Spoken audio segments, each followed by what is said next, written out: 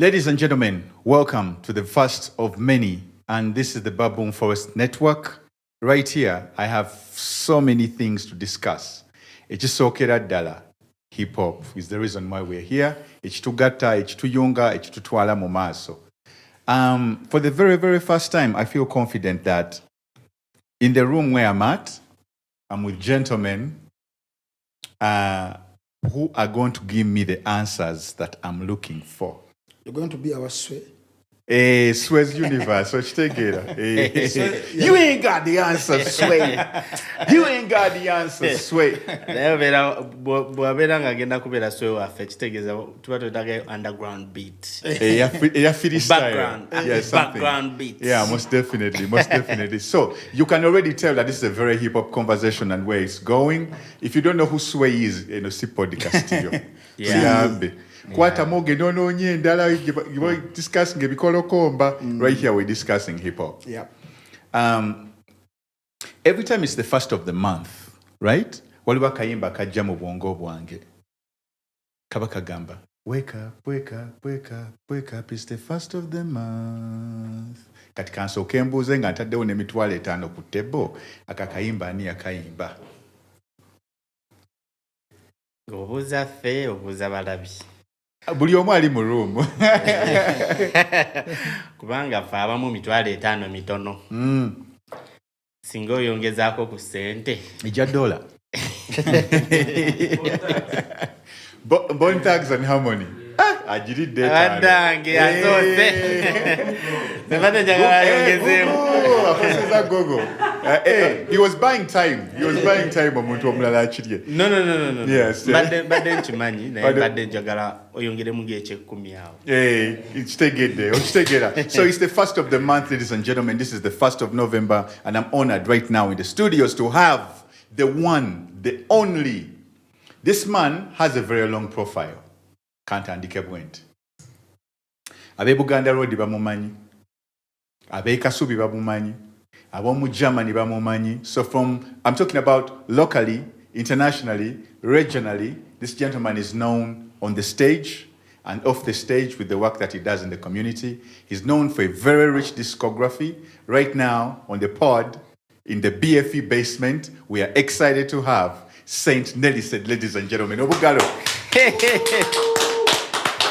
Hey, yo, what's up, ladies and gentlemen? My name is Saint Nelly-Sade Nsubuga, aka Chikola Sense. Kutogera tetukomanga ku Saint Nelly-Sade choka. Ogatako ne kali Nsubuga, omwegasi, Tata Ariela, kugamba dina muzadde kati tutegeera. Tetukoma just kuba kubi rap, kola community work, but yeah, like he said, tosobola kwogera Saint Nelly-Sade notateekako international oba local tuli byonna tetukoma just waneeno newankubadde tukuba mu Luganda batufulumako ko nebweru wa Africa net representing, and on top of that tetukoma just ku stage koka wabula tugendako ne mu communities ne tukyusaamuko ku bye twagala bikyuke mu communities.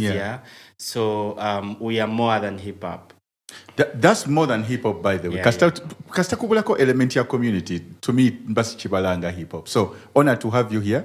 Congratulations on Pubera Tata wa baby. Man, we're getting grown.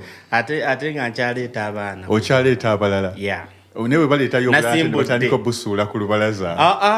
Nze buli kange bajja kamanya si bya kunsibako bwana. Ochitegeera. Congratulations on that, my brother. Sense. And then on my right is a gentleman who is no stranger to controversy in Uganda. I don't know if he hunts the controversy or the controversy finds him. But besides all the controversy, this gentleman loves hip-hop. He has been one of those people who has been part of the new wave of trying to promote this culture and this genre, and being a defender of it at the forefront. So I only felt that it was only right that Echibira Chito omusajja w'ekibira okitegeera awoze ogw'ekibira okitegeera. And right here we have the juggernauts, Definitely. Wayne Balkeza, Yes. whom many know as Frank Ntambi. Ladies and gentlemen, obugalo. naye Frank ono articles zaffe eza Baboon Forest website situkyaziraba so tuse kumubuuza ebibuuzo ebyo byonna naye waliwo erinnya lyesitawulidde Wayne atera okuteekako Wayne ateekako mbu Wayne Balkeza naye nange when I was younger I had I don't know, I've always been a man of many names. I remember there was a time I was called Baby Beast. This time I was called Sting. Kati oyo Zeus todonga ntandise okuba rap mukitegeera. Yeah, but nze yo stage nenjivaamu wezuula nenezuula katugambe Frank Ntambi tanezuula sikyogedde amanya maanyi sizakyogedde Nana go tataddeeko. Yes. So Baboon Forest Entertainment is our home. Yes. Frank Ntambi babagaye gemanya gange gebanzala nago but mukukula wano Wayne Balkeza nange nengafuna era gali ku documents zange wate wano mukweyongere mu profession nenfuna the juggernaut, the renegade, the encyclopedia, the connoisseur, the man, the myth. Later I told you guys I'll become a legend. I saw one day like this I'll conquer. Yes. Just like Idi Amin Dada, Sarongo, VC, PC, speed. But the beauty with hip hop for me is that you can walk in your power and in your own greatness. So yeah. Obuzibu bwe bujjira mu genres endala tosobola bikolerayo era bw'obyekolerayo nga bagamba fe tutambuze mpola tuyise waneno. But I give credit to rap fans for being able to dissect and break down things paka bituuka kiki gye biteekwa okugusibwa. Yeah. So before we get much further, Kweno Pod, there are things that I would like to discuss. Ne opinions zammwe, ne philosophies. Yep. So nze nkyali mu jet lag. Nakatuuka. Mazima. Olwalabye ebife e Uganda, nengamba naye omanyi time etuuse. Nenkwatamu ebyanguwa, nensaza ticket nengamba ki? Yeah, you can one way ticket. One way jo. One way ticket ya bay. Nengamba. Kanzire ekyadondo. But hopefully it's one way. Okitegedde. Tizogogera podcast gwagenda. But I'm glad that I'm here. One way. Tutuuse tuli mu kifo. Yeah. But I would like to know it from the horse's mouth or the people who are playing in the industry, who are involved in the communities. What is the state of hip-hop right now? That's the question. Are we saying that there's a problem where there's no problem? Or is there a problem that's glaring? Yeah. Yes, that's the question that I need to ask because the question in the Wenjidaba ku TV's Uganda. They also do a good job, by the way, but when they get to a point where they're asking questions. But I never get the answers I really need. So right now we are at a spot where abantu bategera game no webali obudde webuli and bajjajja baffe bagamba Oluganda kulya na kunywa ebyokunywa webiri. Shout outs to the people in Boston who are watching us. This episode is sponsored by a gentleman. Bamwise nye rapper, enthusiast. Ainechirevu. Black Thought. But close, you're close. Yaliko mu Uganda n'avaamu. Yali party ya group. Let me give you clues. Yali party ya group nga bonna balina ebirevu. Nga bonna balina obuwalaata. Nze ojjirira nga balina balina ebiwalaata bonna balina ebirevu. Ate bonna kati babadde tebabeera mu Uganda. Omu yakawasa, omulala oba erinnya liggwayo na X. Naye ono gwe njogerako ye eriri eriggwayo na F. Sijja batwala walala nnyo. Reef HD, shout outs to you. Hey, Reef HD, ali mu Boston, abe Boston mwenna mwebala okuwagira hip hop. There was history made, tewali yali akyajinzeeko $10. Badde ngenda gamba Don MC. Anti group yali yemu. Bali bonna bakapata. Yeah. Yakawasa. Ne Otrix. Yakawasa, I just had an introduction. In Boston. Baluddewo. Yeah. But here we are talking about the state of hip hop, because one of the conversations to having hip hop, if it's a body, where is the problem? I think, let me go first. Question yeyo ebadde in existence for the last 8 years ago nga weeri naye nga tulemeddwa okufuna obuzibu obutuufu we buli. Essaawa zino wombuuza mu 2024 ekibuuzo kya state of hip hop mbali nosooka okubuulira the state of Uganda's music generally, because hip hop is just a genre of music. Now okufuna the state mweri tulina okusooka okulaba the state of Uganda's music weri, and in my own opinion state of Uganda's music naye wali nga hip hop mwava wetugamba wabeera mulwadde ayinza okubeera ali ku ccupa ayinza okubeera ali ku ccupa naye nga singa tebamwanguyira ayinza ogenda mu ICU. Music yenna owa Uganda. Yes. Kubanga wetugamba ku hip hop yekayeka ne tubeera ku oyo tuyinza okumisinga the biggest point. So what are the indicators kugwe zigambisa nti no ali ku chupa kyekibulawo where you say, because mugamba nti no ekintu kirwadde, that means waliwo ekitali kidduka obulungi ekitadduka bulungi, right? Yes. Mu systems ezikitambuza. So what do you base on to say that? I'm doing some comparisons of sketch of 10 years ago.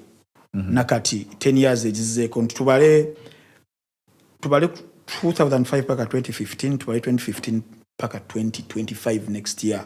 Emyaka 10 ejo ebyali bitambula wali ne bitambudde wano. Kyekingambisa muno waliwo a very very big problem. There are some indicators eziraga nti we are moving some 2 steps ahead, then we move 5 steps backwards.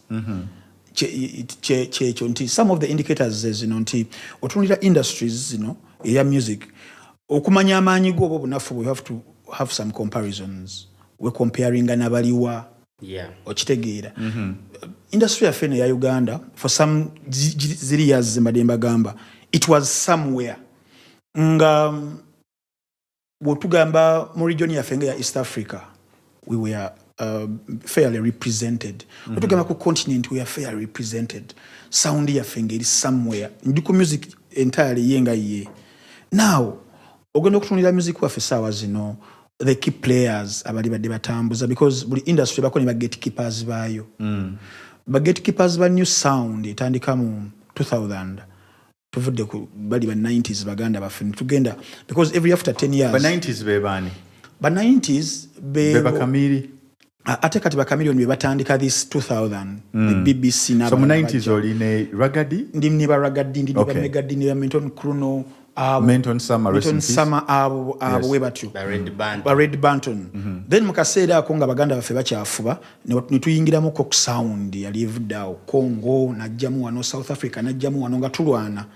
Then school eyo yajja negezaako okukola buli kisoboka katalogo nga ziri very rich, enyimba ne zibuna abantu ne bagala music industry ne basupportinga concert per concert. Mukaseera ako nga waliwo ne distribution eyaliwo nti omuyimbi okola album someone najigula kasiwukira oba whichever ngolaba nti by the tetwatandise na gundi ojiro kyanyumya nga bwefuna Mr.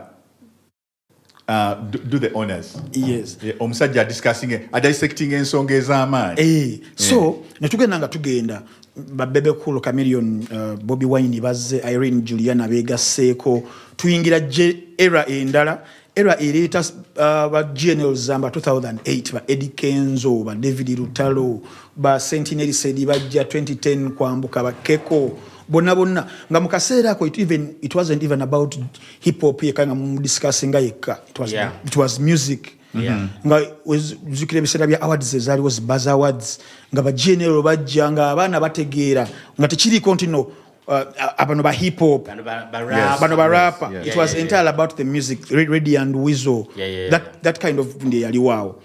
Now netwesese tulayaz to cut you short ne tugenda mu 2015 gine myaka 10 gye mu kubanga mbala nti we wali ebyagendera obubi emyaka 10 egisembyeyo ne tutuka ekiseera nga buli omu afunako kiwagu kye n'agenda mu nsonda otandika ofunira conversations zino eza hip hop ali luddawa hip hop ng'aseebengeredde naye nga luli we couldn't it was music ng'ekitole kyonna okitegeera nga GNL oba barappers abaliwo bakeko bani bamungi ebiseera ebyo tetubatwala nga just mere rappers but artists Uganda's biggest I have artists. a problem with that. sorry.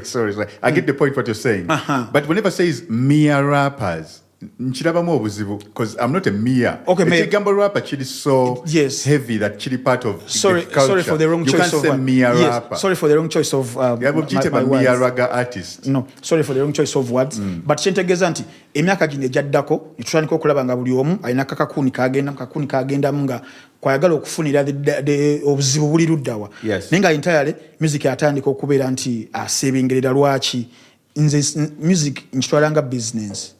So the commercial element, the commercial aspect etandika okukivaamu nti luli commercial nga an artist amanyi nti ngenda genda mu studio nfulumye EP yange oba album and I know when ngifulumiza bwenti there is wetuukira and I'm going to get money. Then ekiddako ebeera concert awo distribution channel nefunamu obuzibu integration eno online tetubitegeera biri bivuddewo bya physical gula copies bivuddewo basse batasente ze bafunanga ebiseera bakafeero bino byonna bigenda nga bivaawo omuyimbi n'asigalira nga wasobola okubanga ajja Lupia ye concert ye show ye booking awo wava obuzibu.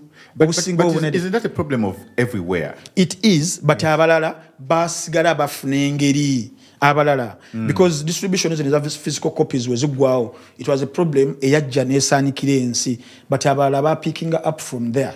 Bafuna other replacements of how an artist could get money before ta step in the concert. It's also another thing of I think adding on to your point where if I'm getting you right, even in a market where we are ogenda okulabanga CDs bwezivaawo now and you switch to Spotify, YouTube music and the like, the Apple, you could switch as the artist, but your market cannot afford the data. It is, and the data rates are very, very expensive when in Uganda compared even more region into Kenya, Tanzania. Yes. Now culture yafe finga ba consuming music because music aliko abantu bamirundi sort of players. They are the artists, they are these business people abateka musente, the executives, then they are us, the consumers. Bantu basatu okitegeera between okubeera nga tubalirako. Now ba consumers ne tutabana culture. You artists and the businessmen ne batatu instilling that culture oba ne bakyonoona nti ba businessmen abalala abajjawo tuvudde ku physical copies beba n'abantu abajja nezi websites naye nga balinganga abagamba artist tukuyamba buyambi okuploading oluyimba lwo oba kitegeera waliwo neyanyiigire ennyimba zange tezikyazanya ku gundi okubanga namugamba album yange ya Spear temugikwatako ngenda basu webale nnyo ate nkyakimaintaininga nze nkyaliwo nkyanywa nkyalya temunzanya ku radio yammwe naye wendi kakati ono businessman ono eyajja he came as waliwo kigambo kyotera okukozesa tukozesa nyo kya culture vulture najja kakati wajja ono artist who is the most valuable because yagenda mufumbiro n'afumba n'abeera nga livinga ku maso ya businessman ono nga ono businessman amuyamba buyambi kwegamba value artist netandika okubanga ekkira ddala wansi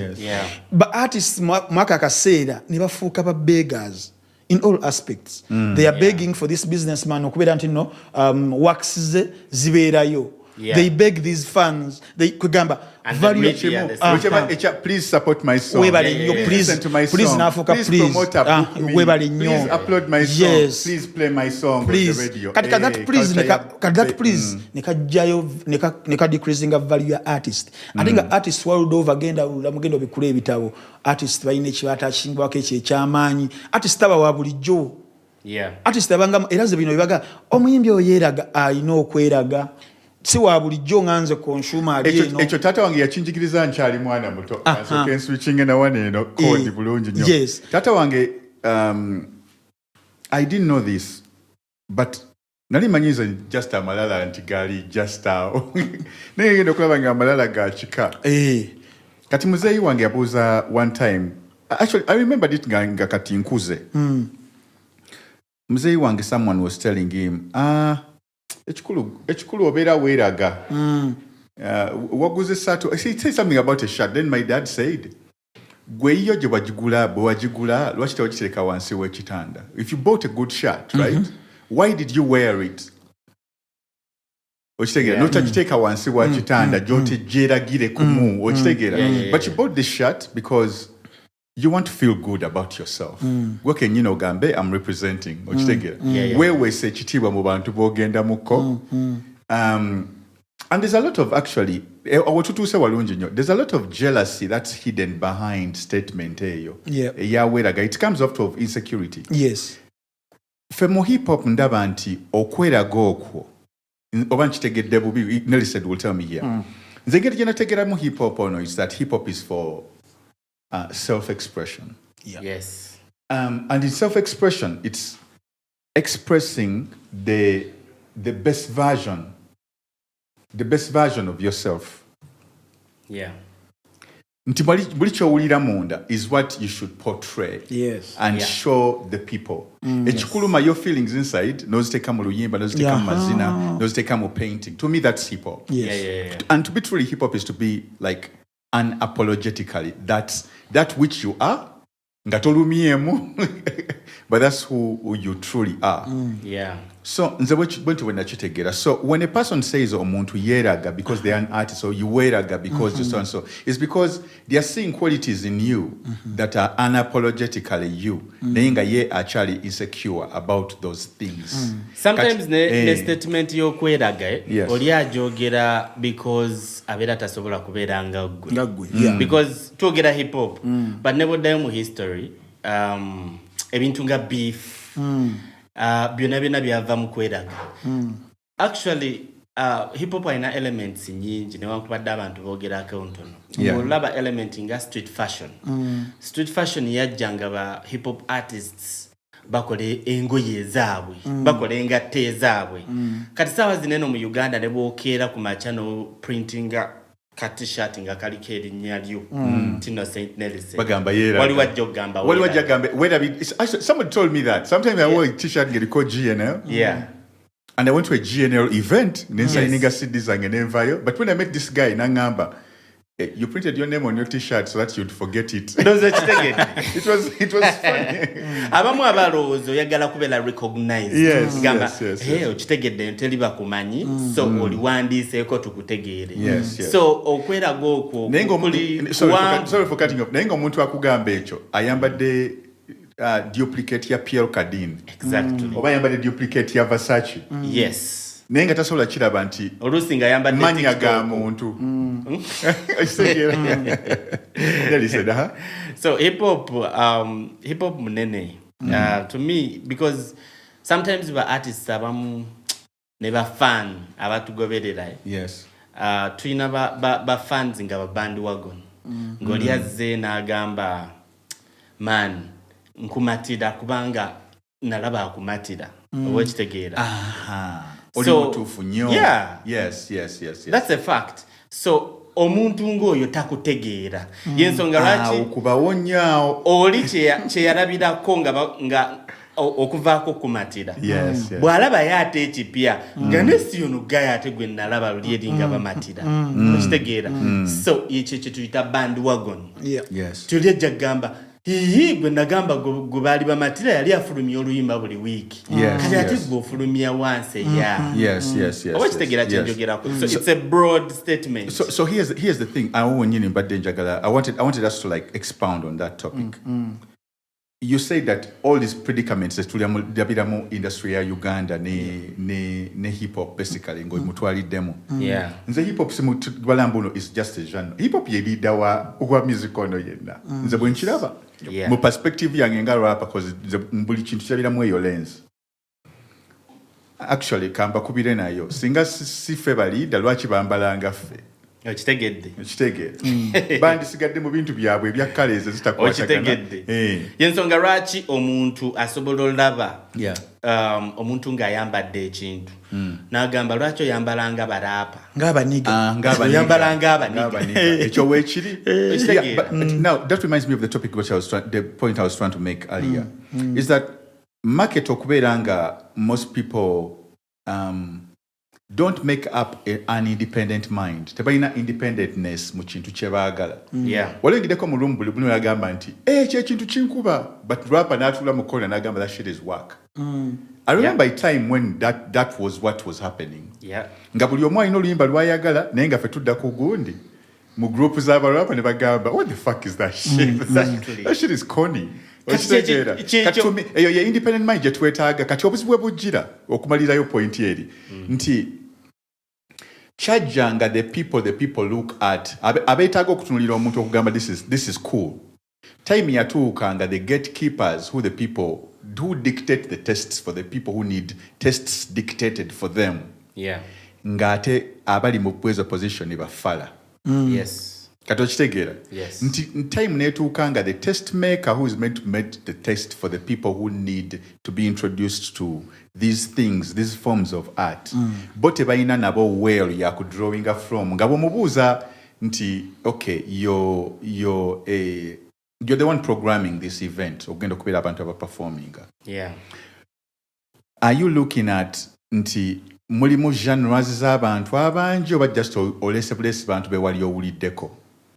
Because there's curating an event, right? N'oligamba nti I'm going to have a female artist here ng'azannya acoustic music.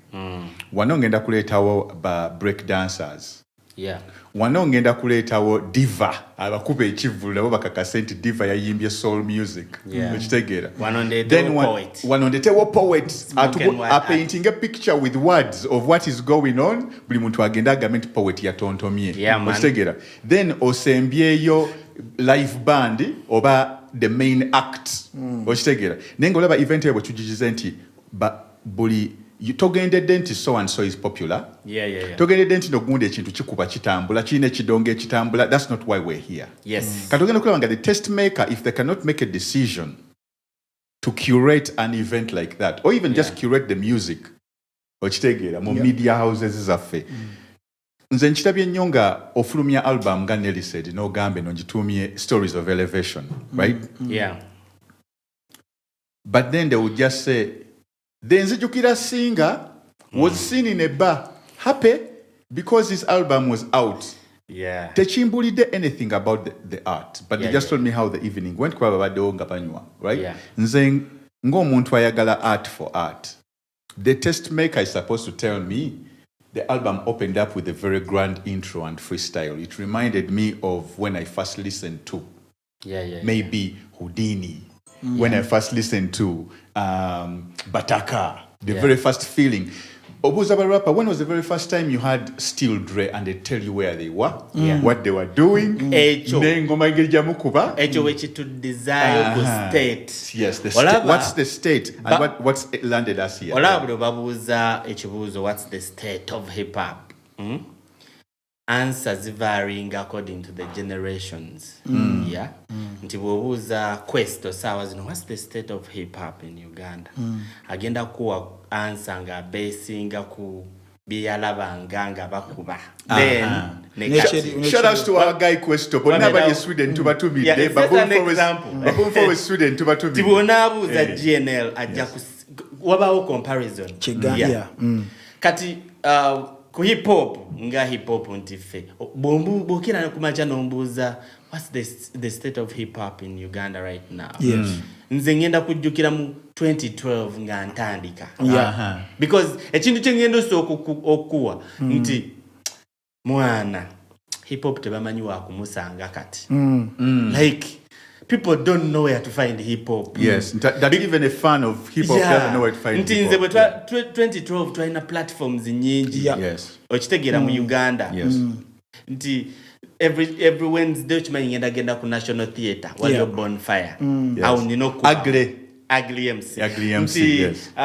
Sabrina's Pub kigenda kuba kikwata omuliro. Nti hip hop yalinawo okusangibwa nti spoken truth ku Club Rouge. Au nayo nsobola okugenda twalinanga wapi nayo nga platform ya hip hop. In fact wapi concert hip hop yagisalangako but it was a musical thing. Shout out to Jeff and also RIP his partner echiwe yakapasinga away. Bali, some brown guy, I'm forgetting the name, but it will come back to me. Yeah. But Jeff was one of the people behind Wapi. Yeah. Jeff Ekongo. So shout out to Jeff. I didn't know anyone behind Wapi. The chance jukira twajjanga Rachel K. MC, sometimes Abraham Z, sometimes ngaffe omanyi Wapi kye kyali kitegeeza Wapi meant nange nakategeera nkuze yet I was on a platform but Wapi meant words and pictures. Oh, isn't that crazy? Wow. Naye kubanga kirimu n'Oluswahili Wapi and even yesterday twabadde katuchirize. This is like years after. The very first time I was on Wapi out of Uganda kubanga batutwalanga n'ebweru. Kati some gentleman who now works for Baboon Forest, with Baboon Forest actually partnering, Nangamba. Do you remember the first time I saw you? I was like, no. Nangamba, it was in Wapi, Tanzania. I was like, damn. Nangamba, my school was just behind where the embassy was, the British Council. Nemuja nemukuba rap. But that was words and platforms ezo zonna zaaliwo. Kati tewakyaliwo platform. Okumanya nga tewakyaliwo platform. Yes. Wayinza okuba waliwo platforms za music endala because bampitako ku Federation by a jam session. Yes. Federation is a representative of hip hop or nedda. Ayo tuveeyo nga fresh kid wagamba. I'm just asking. I haven't been here. I'm just asking questions. That's the topic for I'm just asking questions. Byali bireso obuzibu. Ndeso obuzibu. Byali bireso obuzibu. Byali bireso ngoyo mwali obuzibu. Tuveeyo. But we'll explore it for another day. Yeah. So kale. Batuyitako nze navyo kwaliko babaluku nga bakoze theme night bajita hip hop and urban music. Yes. Yeah, to perform. Yes. So when natuukayo just nga tunyumya tukubawo ekibuuzi neŋŋamba nabuze ekibuuzo kyalinga ekiri weird naye bagayi nabo beewuunya ne mbagamba lwaki platform ng'eno ekolebwa ne theme night nga ya hip hop lwaki hip hop takubwangako every Tuesday buli bantu bwe bajja performing. Yes. Oba kitegeera kye ŋŋamba waliwo ekintu obuntu obumu bakola mbu hip hop tumuterewo nga just a gap filler and yet bwe babeereyo mu byorganization byabwe whenever they want access to the youth or whenever they want to move something forward, you're the first people they front. And yet bwe bafuna sente, you're the people they put to the side ne balyoka bati baleeta kasasiro yenna. Exactly. Even slangs ezinga bazijja mu hip hop wano company nene wanene yotwala kikola sense Frank Azizo musango nagomola n'agamba hip hop namuyita miye wano labyewo butimona but ate Frank mutuufu in a way that sometimes cheta go discussing state of music yenna nti hip hop kati nga bwe nkuleetedde example ya Federation nti ekyo kikulaga nti balinga abagezaako not in a bad way but balinga abagezaako kugamba mbu mpozi never know okitegeera nti waliyo never know. I remember coming back I think it was like 2019 now. And I remember a female friend of mine, Muyimbi, and she's part of one of the biggest groups here. And I was like, where do they play hip hop at in the night? And she rolled her eyes. Now, when a person rolls her eyes, don't have maybe a white one. She's like, these guys are bachano hip hop jali. And to be honest, I looked through the whole city, and there was no hip hop to be found. Nga city yonna actually to me it even felt dark. Ati nagenda okoma nga ne Moses afudde nga against rest in peace Moses. There I felt something strange and something like really missing. That you're right. There's nowhere to find hip hop. There's nowhere to find hip hop. Era by the way tulina okwebaza nnyo revolution ez'eya internet. Yes. Nti kati saawa zino otuula ku TikTok. Yes. Nolaba omwana nga awanda. Baana bangi kati nobalabanga bakabi kubanga waliwo ba gatekeepers babagambe nakuba n'omunubbi. Legacy. Yes. Nti atula ku TikTok ninabadde muwange ngali muku. Is it Legacy or Legacity? Pronunciation sijimanyi bulungi. Legacy. Amayo tulanga demu ali mukuwuliriza rapper. Shout out to Legacy. Ayi nga mpulira bagayi bakuba. Demu wange nga akyaga. Your statement soko jiddemu. Who was listening to the rapper? My woman. Who was listening to the rapper? His woman. His woman.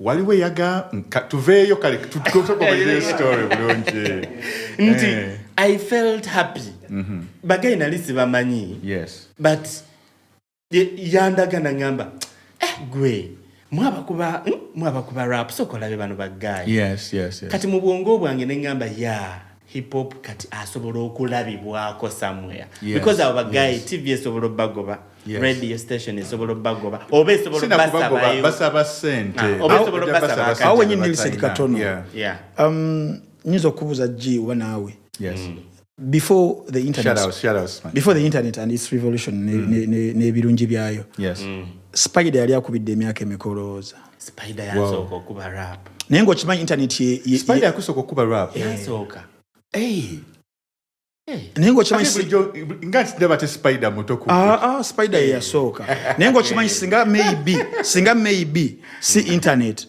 maybe Spider yanisigaddeyo kati olabi but Spider has had two viral moments actually nze nzijukira nganze Spider has had two viral moments nze manyi oba ze nakalaba the very first one namulaba a drumming I think that was Flower ne Babaluku nga bali ku veranda somewhere nga naye ayina akagoma and I was like this is an amazing flow nga wazanyira kagundi then the second one was this song mikisajja giri wali bakunganye twegweko but because again because nti waliwo stage namulabira but because of the internet kati zezimu ku platforms ze tubadde twogerako nti steady at least waliwo wasobola okulabibwa kati still nga tukyali ku state of hip hop ti obumu ku platforms ng'obwe twogeddeko nti kati osobola okusurvivinga without a radio mainstream media waliwo abaana abato abasobola okulaba because tunulira saawa zino nze ndi happy okulaba nti waliwo omwana omuto nga Felista waliwo omwana omuto nga Fresh Kid akuba rap because at that age nze nali simanyi nti ndibeera rapper okitegeera tewakuba Gangsters Paradise oba ndi mukulu nnyo as a fan twamayiminga yes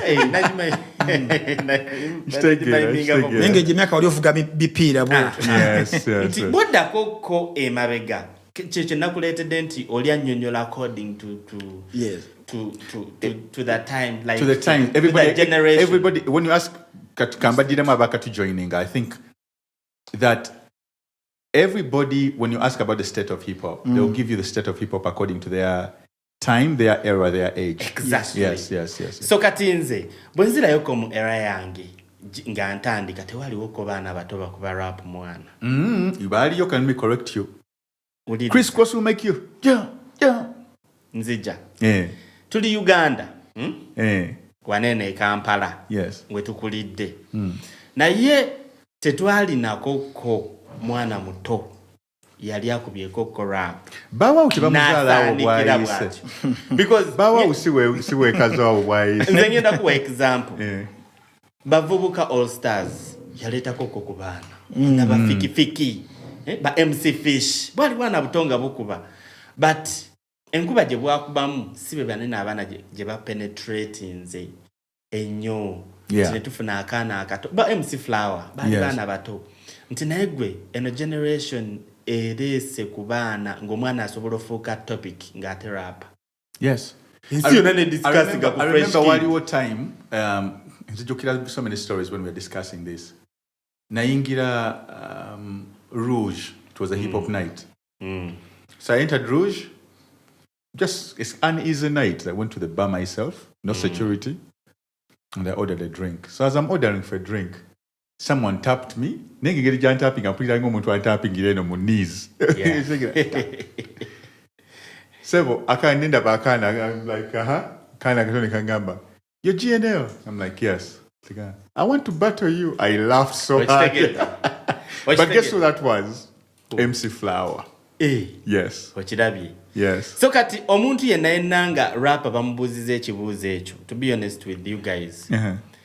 Agenda kwogera state of hip hop in Uganda ne waliwo omuntu owa generation endala agenda okunyiga agamba oyayogera biki ife twalinga nga tuyimba ku sirimu tuyimba ku nnono naye ate nga generation tewagirimu nti gwe onnyonnyola kyolaba ekiriwo nekiwalabako kote wayitamu so kati eva answers zijja collidinga lage kelaba ono ffe twakolanga bwe tuti twarapinganga tuzinanenga mbutu tewaliwo to be fair kati I think I'm one of those artists who stands mu makati ga generations ebbiri that I can look this way mu bakulu abansookawo then I can also look this way to the present people n'abajja right but for me from the way that I understand it and from the way that I saw it there was a time when hip-hop was way bigger than dancehall music. Definitely, yes. Definitely. I also remember.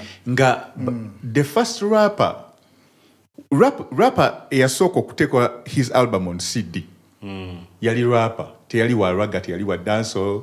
Neba n'aba band, bali tebanaba kutuukayo. But a rapper, yakwata music we, n'amuteeka ku CD. It's small right now. We don't longer even use CDs. They're obsolete. But that's major. Newabeerawo group number 1 abakuba engendo z'ekiro, what was their name? Young Vibes, and there was Bataka Nayonga Weri, newabeerawo Keke, newabeerawo Urban Life ne Urban Life nga Weri. So nebagaya abalala babayitanga DPPI but DPPI bali nabo kati in between abakadde and then us because DPPI babonsatule basavo then Sylvester and Abrams for them they have been there Babadeo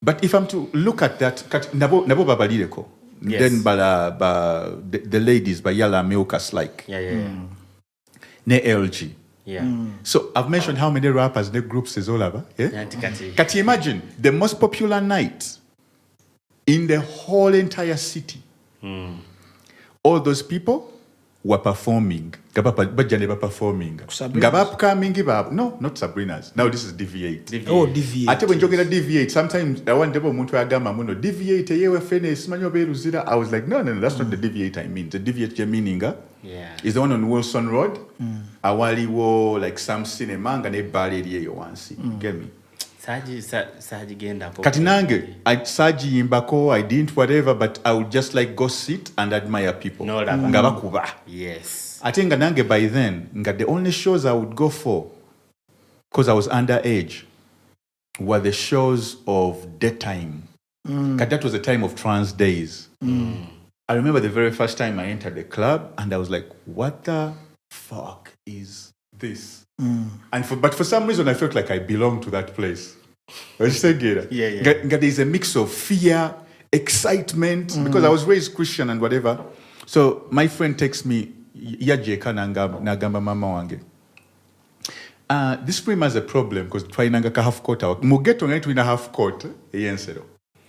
Najja nagamba muzei wange. This film has a problem. Let me first, can I take whatever? And he was a little bit older than me. Can I take him ku awali gune? Can we go play some other place?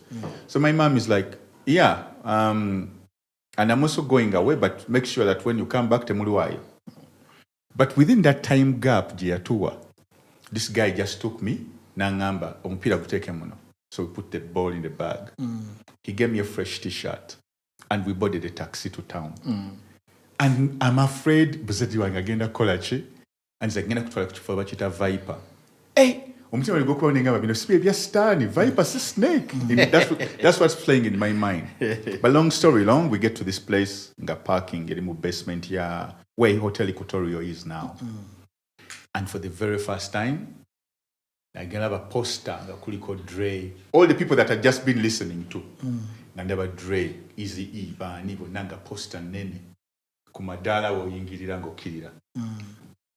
And it was packed with young people.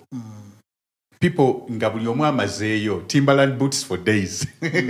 Ngabosolo cleaning ngabuli omugamba jemwe ngato. So kola kafuso. No akatimberland boots so chisegera. Bandanas, all kinds of crazy hairstyles, and people are sweating while dancing to either, by then it was the funk or Timberland ne Timbaland ne Missy. I don't know what you've been told about that funk. But there was funk in that place. So I get to this place and we just get in. Time neitawo, and I even forgot that 12 day kumacha. Tugenda fulume ebweru cutting it's around like 7, 12 day like at 10 kumacha. But my life has never been the same since that. But just to show you, that whole night, they never played any local song. Or never played any song which wasn't in the genre of either R&B or hip-hop. Bakomaku Aria. When I was there, the only thing that they played was Dre, Chronic, Abaliku East Coast, Craig Mark, there was a Nyabada Brat, and then Missy and their whole movement, which they get. So that's a night of going out. So you can imagine my horror when I come back and 2019, the very first time I came here, and I was like, where do we go for hip hop? A hip hop night. That means, nga DJ amanyok scratching amuko, knows how to please the crowd, playlist as tegera, not na uli de gundi nga azanya kaneno, DJs, bobula baba rapper much from mtekina kutuzanyira hip hop already. That's not the only song in the world. That's not the only song in the world. All I do is win. It's not the only song that we want to listen to. Let's update this playlist. So I love you when I'm mikwano jang. And when talk about for boy agala kugabire sent. What blows am Nigeria wakabe bagaba maja. Nange ngaba kubuja. Kubuswazi. Zanya hip hop. Zanya nakasemba yo ku state of hip hop. You know topic really huge. Very big. Very big. Yes. Akasemba yo. Sawa zino hip hop siwa kuwuliriza. The state of hip hop in Uganda. Yes. Like consumers oba bakolachi bante bachayagala kuwuliriza lyrics bawuliriza nyengoma. I don't agree with that. Yeah. Nelly-Sade awukati tukendo lyricist to lyricist, journalist nga naye wali. Bwemba nga njagala obantu twalire mu analogy chi. Bwemba nga njagala nnyo amatooke. N'okulya emmere eriroko. Ne wajjawo ne KFC. Yeah. Right? But I know that this is more nutritious. Yeah. Ninga buli wengenda okulya emmere eriroko. Nsanga omukyere tebagusootinze mulimu amayinjayinja. Ejjobyo teriwooma, mulimu omunnyo mungi. Nesanga ng'ebijanjalo tebyayidde. Ate nenga n'amatooke gennyini tebaboobeza nga gakonye. If I go to that restaurant 10 times, I'm getting that result. Is it the chef omubi oba emmere yembi? Chef yabeera omubi. So if Ugandans can say a song like J. Cole, because I know Ugandans and waliwo hip hop yavira ku radio nadda mu WhatsApp groups. Nga wali WhatsApp groups eyo bajja ne bagamba J. Cole dropped this album. Yes. Not even just an album. Nagambi, J. Cole dropped one of the hottest verses of the year. You're not going to find that discussion on Facebook, talking to Jisanga anywhere else, except in a WhatsApp group. Yeah. You're not going to find that conversation anywhere else, except in an underground WhatsApp group. Nenga group eyo jira kulika abantu nga lunana. Kendrick ya dropping the controversy. They were discussing a controversy bagamba ane electronica. Ngovude mu sensationalize electronica had a better verse. And people will be like, but why? Even Big Sean represented on his own song, but just because Kendrick was the only one who dissed people. People are going with that. But there are people who will discuss that, ngaba discussing Mupira Gwa Arsenal and Man U. And they will break it down. So, those people, Zembalaba, abamu bali Dubai kuchiyo, waliwo abali Masaka, waliwo ba regional manager MTN naye nga ali Mbarara, ali mu group. Waliwo baneno nti akola radio station, and there are people nga ye he's just a father of 3. Aline mukyala we, but mu discussion group yasooka basulirayo zi meme za hip hop. So the culture is there. Yes. But I think the chefs. Exactly. It was Nelly-Sade, and Nelly-Sade gives me the meal I want. You'll eat. And I go to the next chef, Nendia oshitege nezi kutete ngamba yes Nelly-Sade mwana nayo Nelly-Sade no mugamba restaurant ye opening up lunaku nagamba mwana ati ebyange biwoma so bitaking along okubobeza so only open once a week no gamba ne mwana ndaliyawa koze bubi kubanga eri jabeera ate but chef oli afumba bubi buli lunaku yasula yo plate in fact newe bajja 10 abaliisa okitegera so the thing to me in my analysis it isn't that people don't like to listen to lyrics because lyrics to me Kendrick is a lyrical rapper J. Cole is a lyrical rapper Jigga is a lyrical rapper Lil Baby wakabi bamwagala right but tickets ziflopinga I'm talking about international artists kubanga na one eno wenyini the people who have the lyrics balwawo okuyita emmere lwawo kujja okitegera ate nga abantu enjala ebaluma kati answer wagifunye okitegera anti luli wabadde nga amashini abantu bagala lyrics bagala kidongo nti the problem is us fabulated the state of hip hop to be like this. Tinafe, we are part of the problem. The sibade siriwo Nelly-Sade. Asigamye nti gwe. Mugamba as barapa tulibangi. Barapa tulibangi. Ngotegereza ya Gloria Book. No muntu aserving ebibi is part of the problem. Yes. Okitegera. Okay, I see. Because just serving abubi naye nga atavuma n'emmere eri eyabali eri abalwawo okujjula. Yes. Okitegeera nti tasavinga bubiyo kagamba nakwaddeko example nga tukuba mukowalira ekibozi omuyaye yali ku TV naga mwana ze nkuba bino buli obugoma bwa Nelly-Sade buleeta sente ate laba engeri gy'oyogedde so that is now I even know who it is before even like so that is part of the problem composing a DMX here because that's tafudde ku bibye wabula n'obwange abunonozezza obwange buba bubi lwaki obwogeddeko so kati ali mukakasa bano nti nze mubi oba bino bye bituufu bye byakabi bye mulina owuliriza n'ekirala katono twayogeddeko ku owadde okola comparison yabadde ennungi nga tu comparing generations naye n'ogamba nti back in the day ng'okyayimba music wa hip hop yalina platforms ezaaliwo but then abantu abateekawo platforms ezo okubeerawo tezeteekawo zokka abantu be baziteekawo tulina okwebuuza ekibuuzo ekikulu what stopped those people okubeera nga bateekawo platforms ng'ezo era we baziteerawo kiki kye bali basiganyulwamu ekyavaawo era ani yakireetera oba kitegeera n'ekyokubiri era we mbadde nzijjawo oyogedde tugenda ku blaming each and everything oba kale not even blaming but tugenda kwebuuza ebibuuzo bingi nnyo n'ekiddayo nnyo ku artist nga gwe okitegeera ba artist nga abalala but Frank, before we go ahead do we have a culture since we are discussing also like the whole industry here Uganda one of the things that I've observed in Uganda is that there is a culture of always blaming the artist. Nate nganze mu analysis yange, in fact I wrote an article about this njaji publishing. Subconsciously mu bwongo bwaffe blaming the artist. Kati ekyo tukijewo. Because subconsciously blaming an artist is a scapegoat. Changunya and you can get away with it. Artist ne bwakola kiki mugambe enjaga.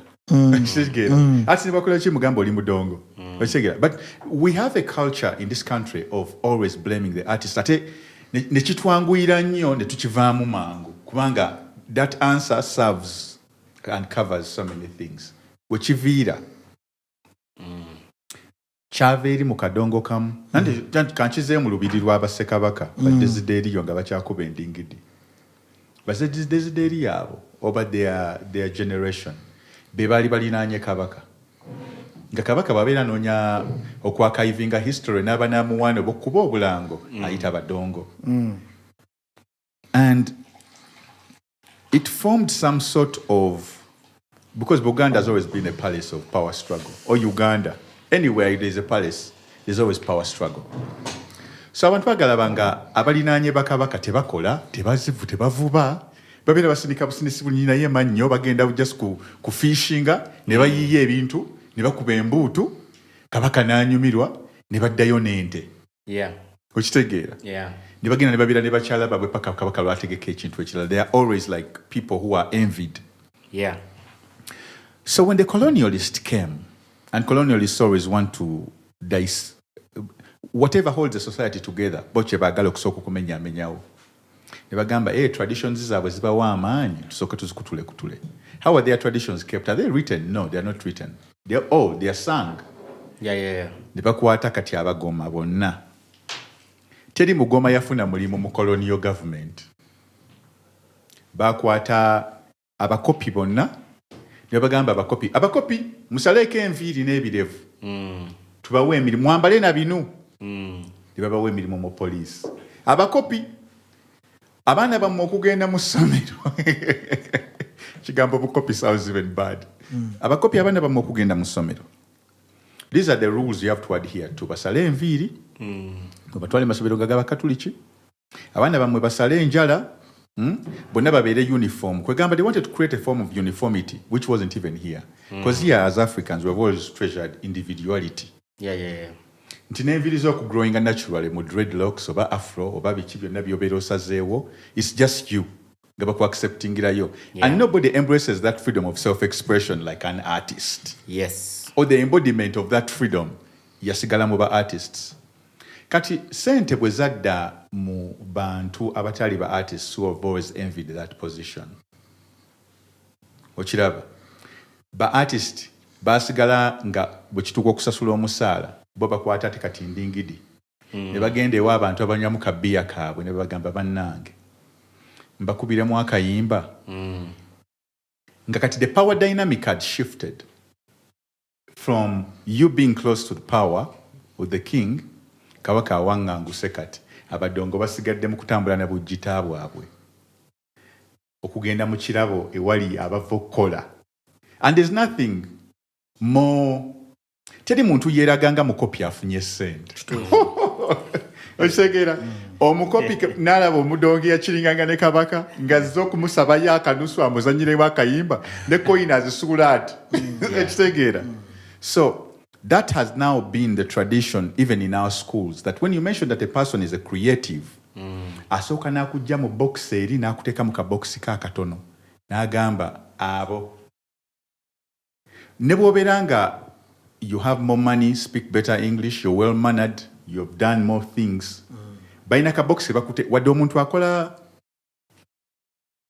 even if you're better than that person 1,000 times, nga naye alowooza nti okusiba ettaayi n'okusala enviiri in a certain way, ye gy'ajagalamu colonialist mwe yamuteeka mwalemedde okuva, ye aba alowooza nti akusinga. Era ye mentality ate efuga Uganda yonna, buli muntu yelegenzeko mu ssomero. If the teachers will tell you anything bad, abadongo mwefuge. Anything this, anti abo baagala kufuuka nga bagundi. Okitegeera? So the artist has all that history. All of that history is to give you context of where we are. Tubanenya nnyo naddala ffe abali mu media. The blame game that it's a natural escape. It's an easy scapegoat to always blame the artist. Can I give an example? Let me arrive to the point. When I'm an artist who is booked to come to a show, right? I expect that there's a gate where I'm going to pass and park. I expect that there's security to be provided for me from when I enter the venue to when I leave the venue. If there's no security for me, I'm going to be forced to hire people for that day. I'm speaking singanze. Yes. I'm speaking on level y'abantu okitegeera. So when those people misbehave, who are they going to blame? The artist. But it's the promoter's job to make sure nina wempitira. Nemina kuhiring a security kubanga security, the place I'm going to is secure. Yeah. When tuka kusheyo, and I did sound check, but you hired a bad sound engineer. Oba gotoina na sound engineer, oloze bebi yakwejala bya na kuono na sente. When my microphone sounds bad, tebatunulira nze bagamba yayimbye ki? Yayimbye bubi.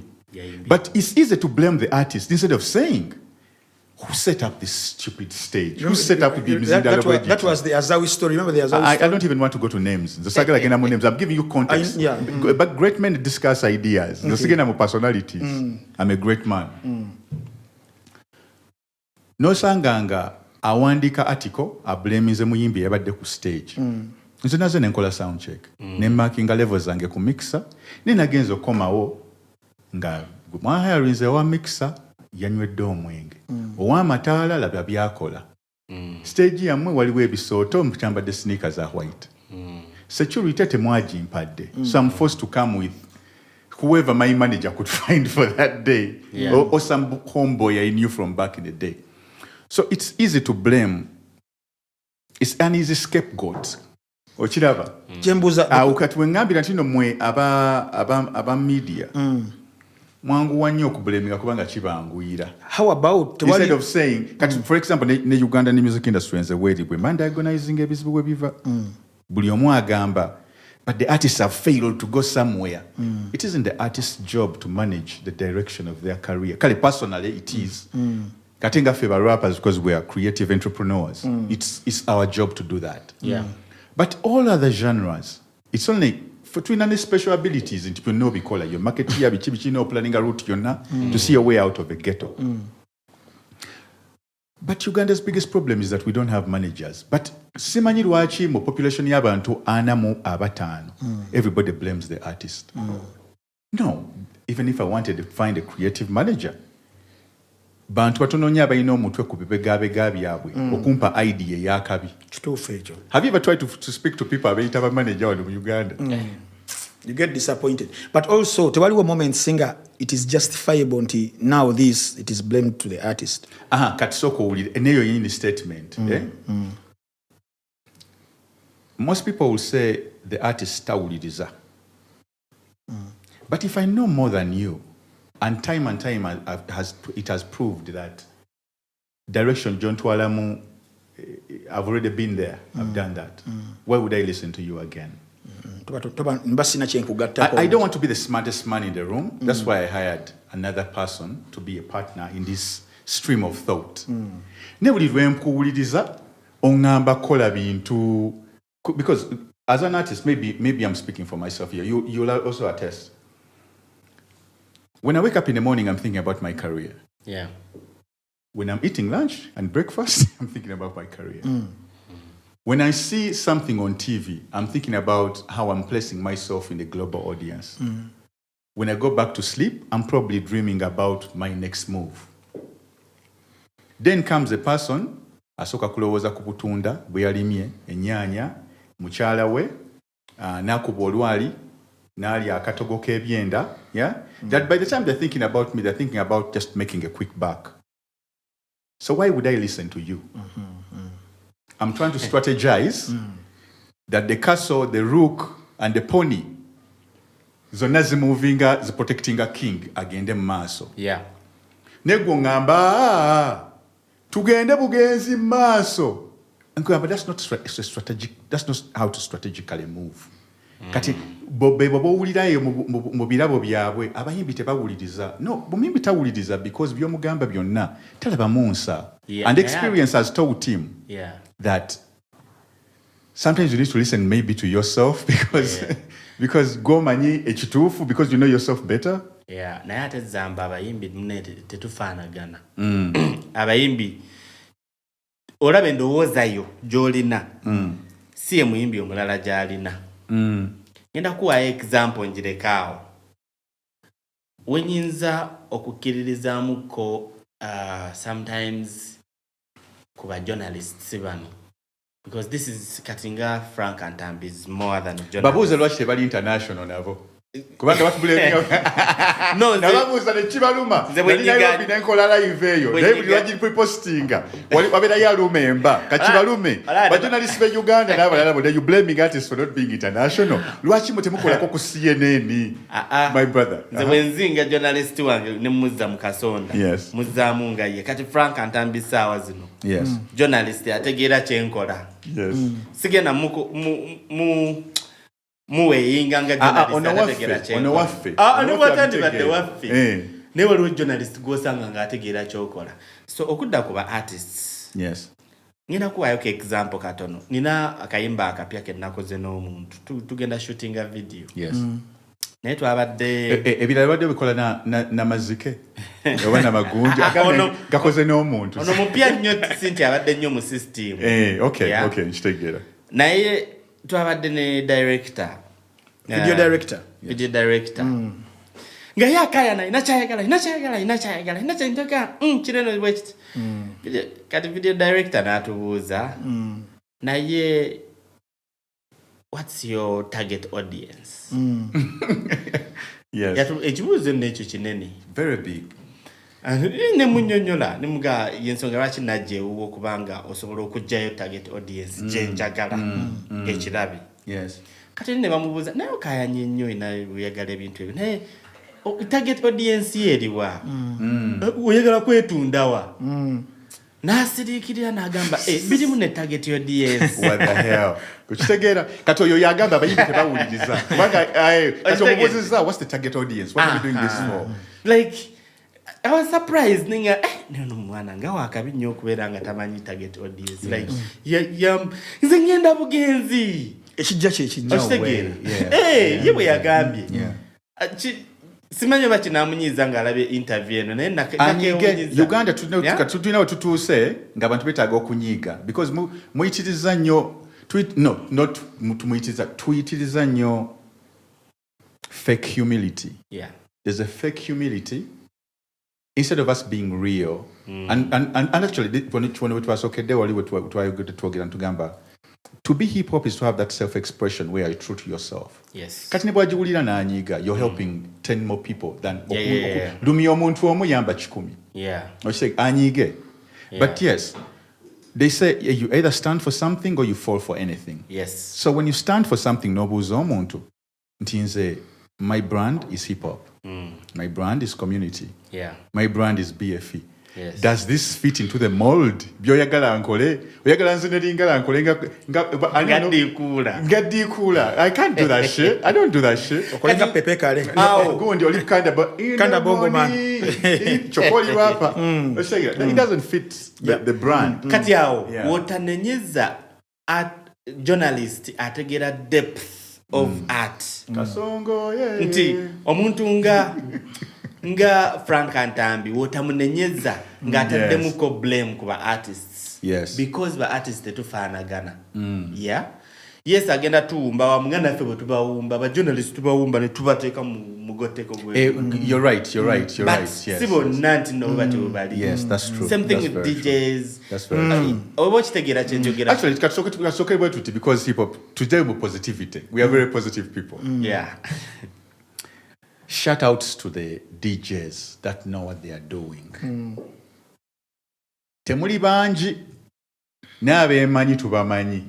Even the audience actually ntuufu ebamanyi. They know where to go. The people that love music know where to go to their DJs. Ne bagamba the DJ wange understands what we need. Yes. He's a therapist actually. A DJ is a therapist. Yes. Shout outs to the people who program music. You take time to really have the mastery of your job and you know that you're serving a community. Music on bamutwalira lightly, but music is actually the best friend. Okitegeera like nze njagala wabeereyoko omwezi oba omwaka gumu. Music, we shut down anything musical. Nga buli ayimba tumusiba. Tujewo music bukufa. Obuyimba obwo bwokufa bukuwerekereza mugeyeena mbugeyeena ebeerere soft landing tubujewo.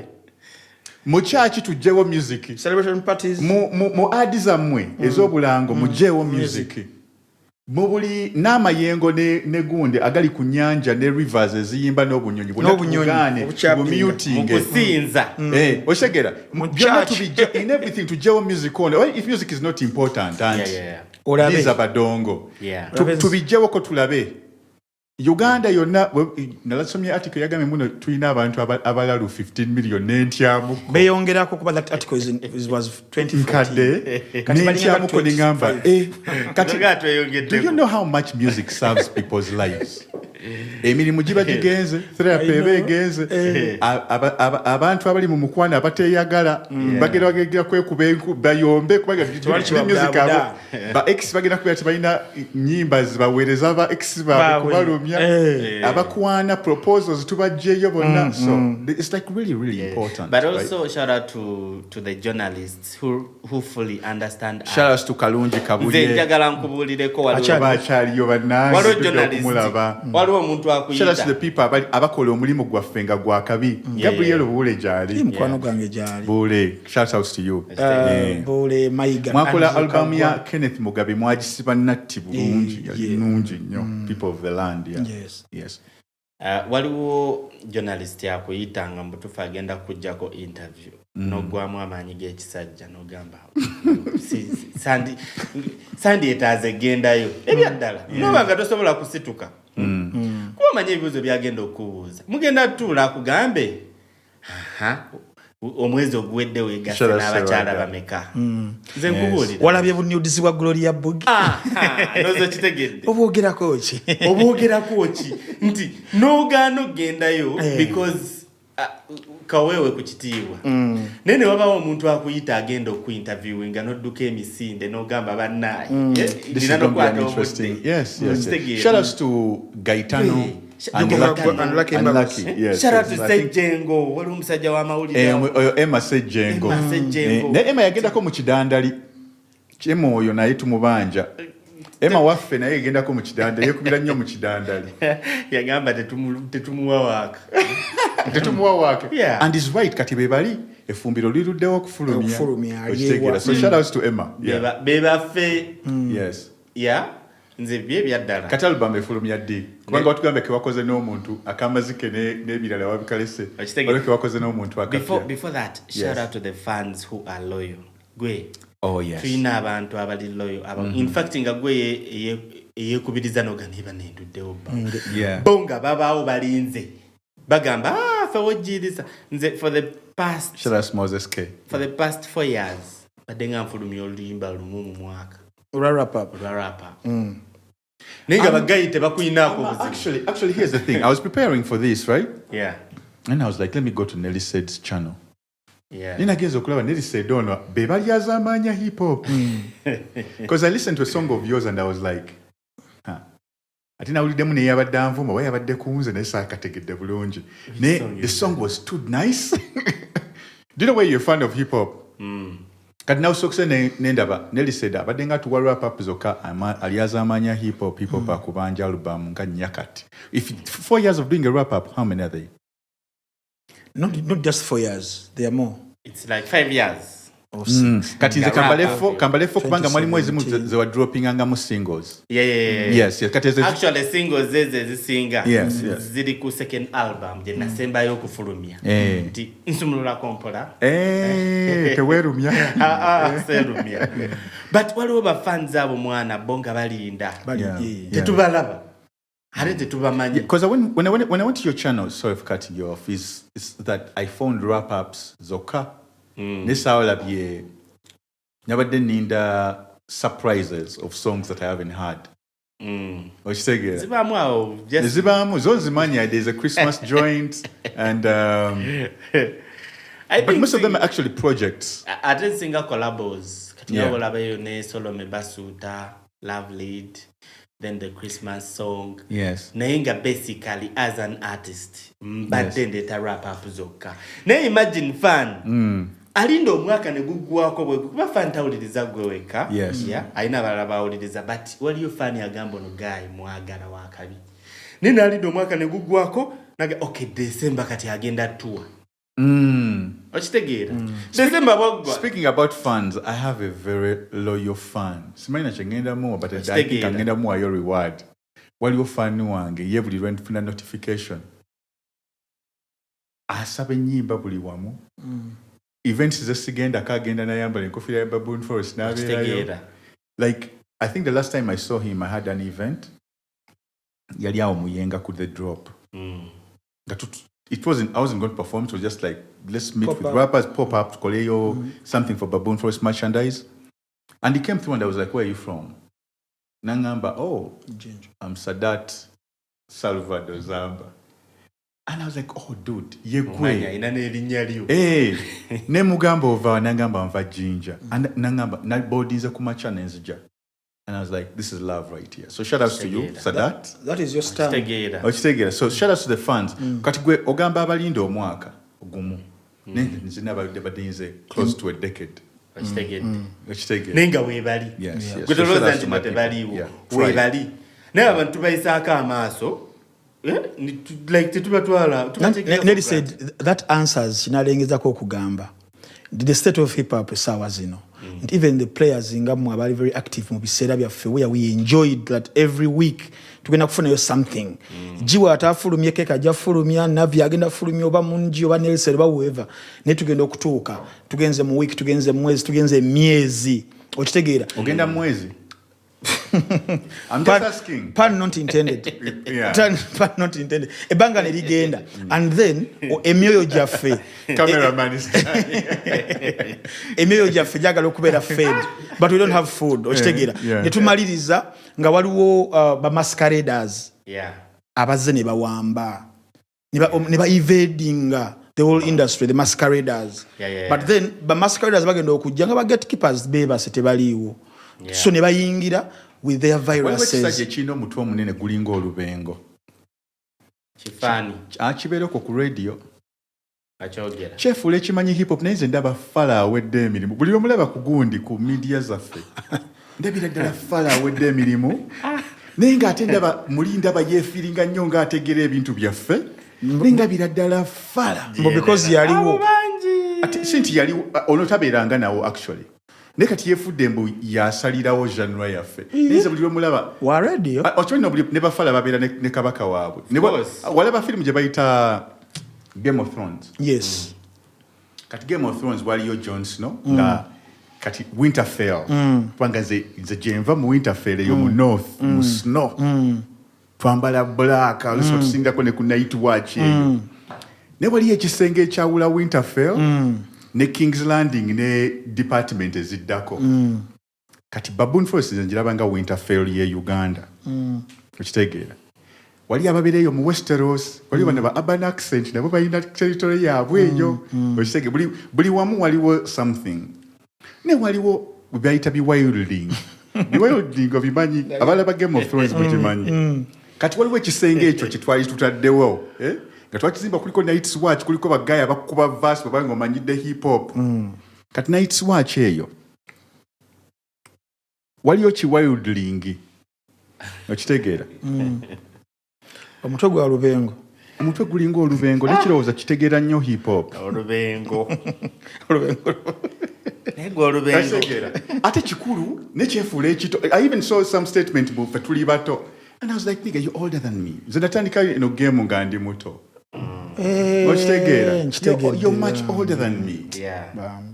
Teshina mbere ku mutwe. Omutwe gulinga lubengo nze nkikomereza. To pull it in a certain way. Singa producer ateka wakafaananyi kacho. Olobo bufaananyi buyitawo ku screen yawo. Not when hip hop are recorded. Why am I subliminal? Ajja gifuna ye jali atulirenge mbutuddemu. Ne watekawo kakatuni. Ata agenda okutuuka omukazi gwakwana nga alina poster ya Zamba ku kisenge azirikire ddala. Fete tutya mwana. Tetutya. But the point I'm trying to make is that ekisenge ekyo kye twazimba ekyawula hip hop ne hip hop. Kanate waliyo ba wildling ku side zeri. Abaagala kusalirawo Winterfell ne King's Landing. Okitegeera. Okusalirawo.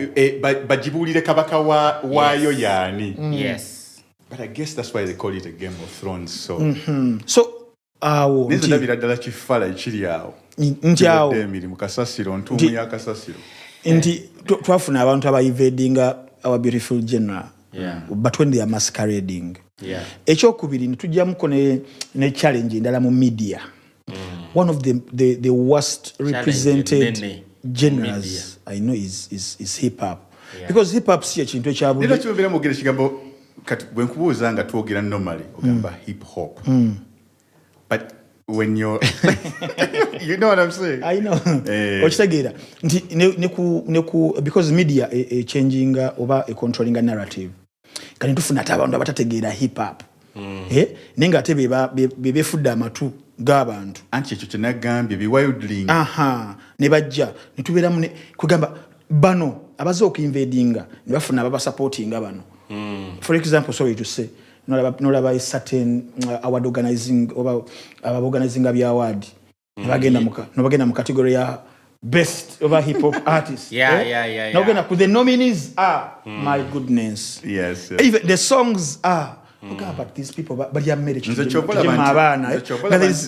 but Frank nabagamba I think it was 2011 no 2000 I think 13 nembagamba zasagala kuddamu ku nominatinga cause nganzijuziza award nyingi nyewaka ninga ndaba tezirina value tezinyongerako ati nga banteka mu bo category bukwera kumanyira bumanyi and they make sure you lose olina wangula so that your fan base egamba gayi talina nange nakikola some award gundi wanali ngisunze for 7 billion ebyo bigundi byamwe ebiri plastic this year nali ngenda kusuwinga award gundi yanteka for nominating you 7 billion nibanziza we settled out of court this year in September I swear who was that for sijabogera kuba zikyagenda zaggwa ninga bagayi bakulonze mu category tebakubuulidde bakutaddemu toddangamo okumanyira brand nimbagamba never ever nze waliwo yankubirako essimu naŋŋamba gwe tulina hip hop awards naye tugenda kuwa award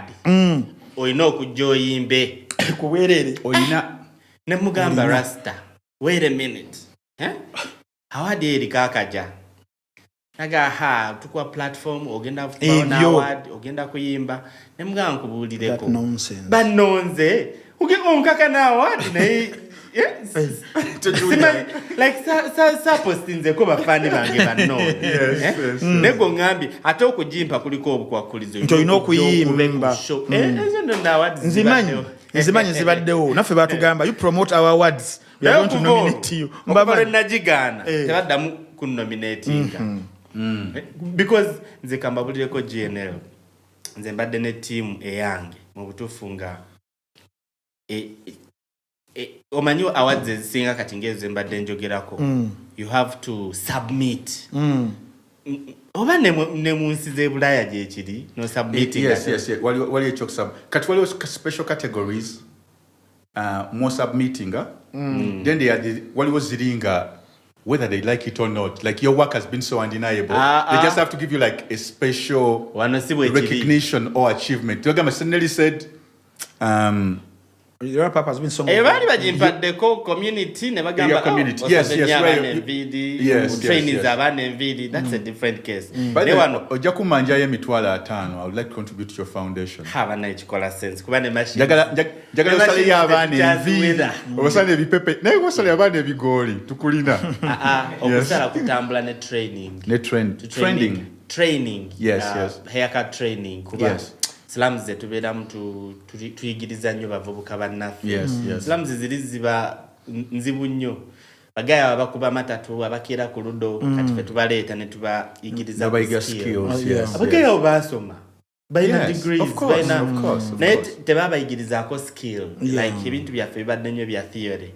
Kati amuyayo bw'omuyigiriza skill ey'okusala enviiri asobola okufuna akalimu. Kati Nelly nzaawe ngambira nti nga twelabidde ne album zonna z'okoze. To me, I think that's where bwebeera nga award y'abantu. To me, I think that's where you've contributed the most. It's what I admire about you the most, actually. Vakukuba verse yakabi. But for me, your work with the community is what I really respect even more.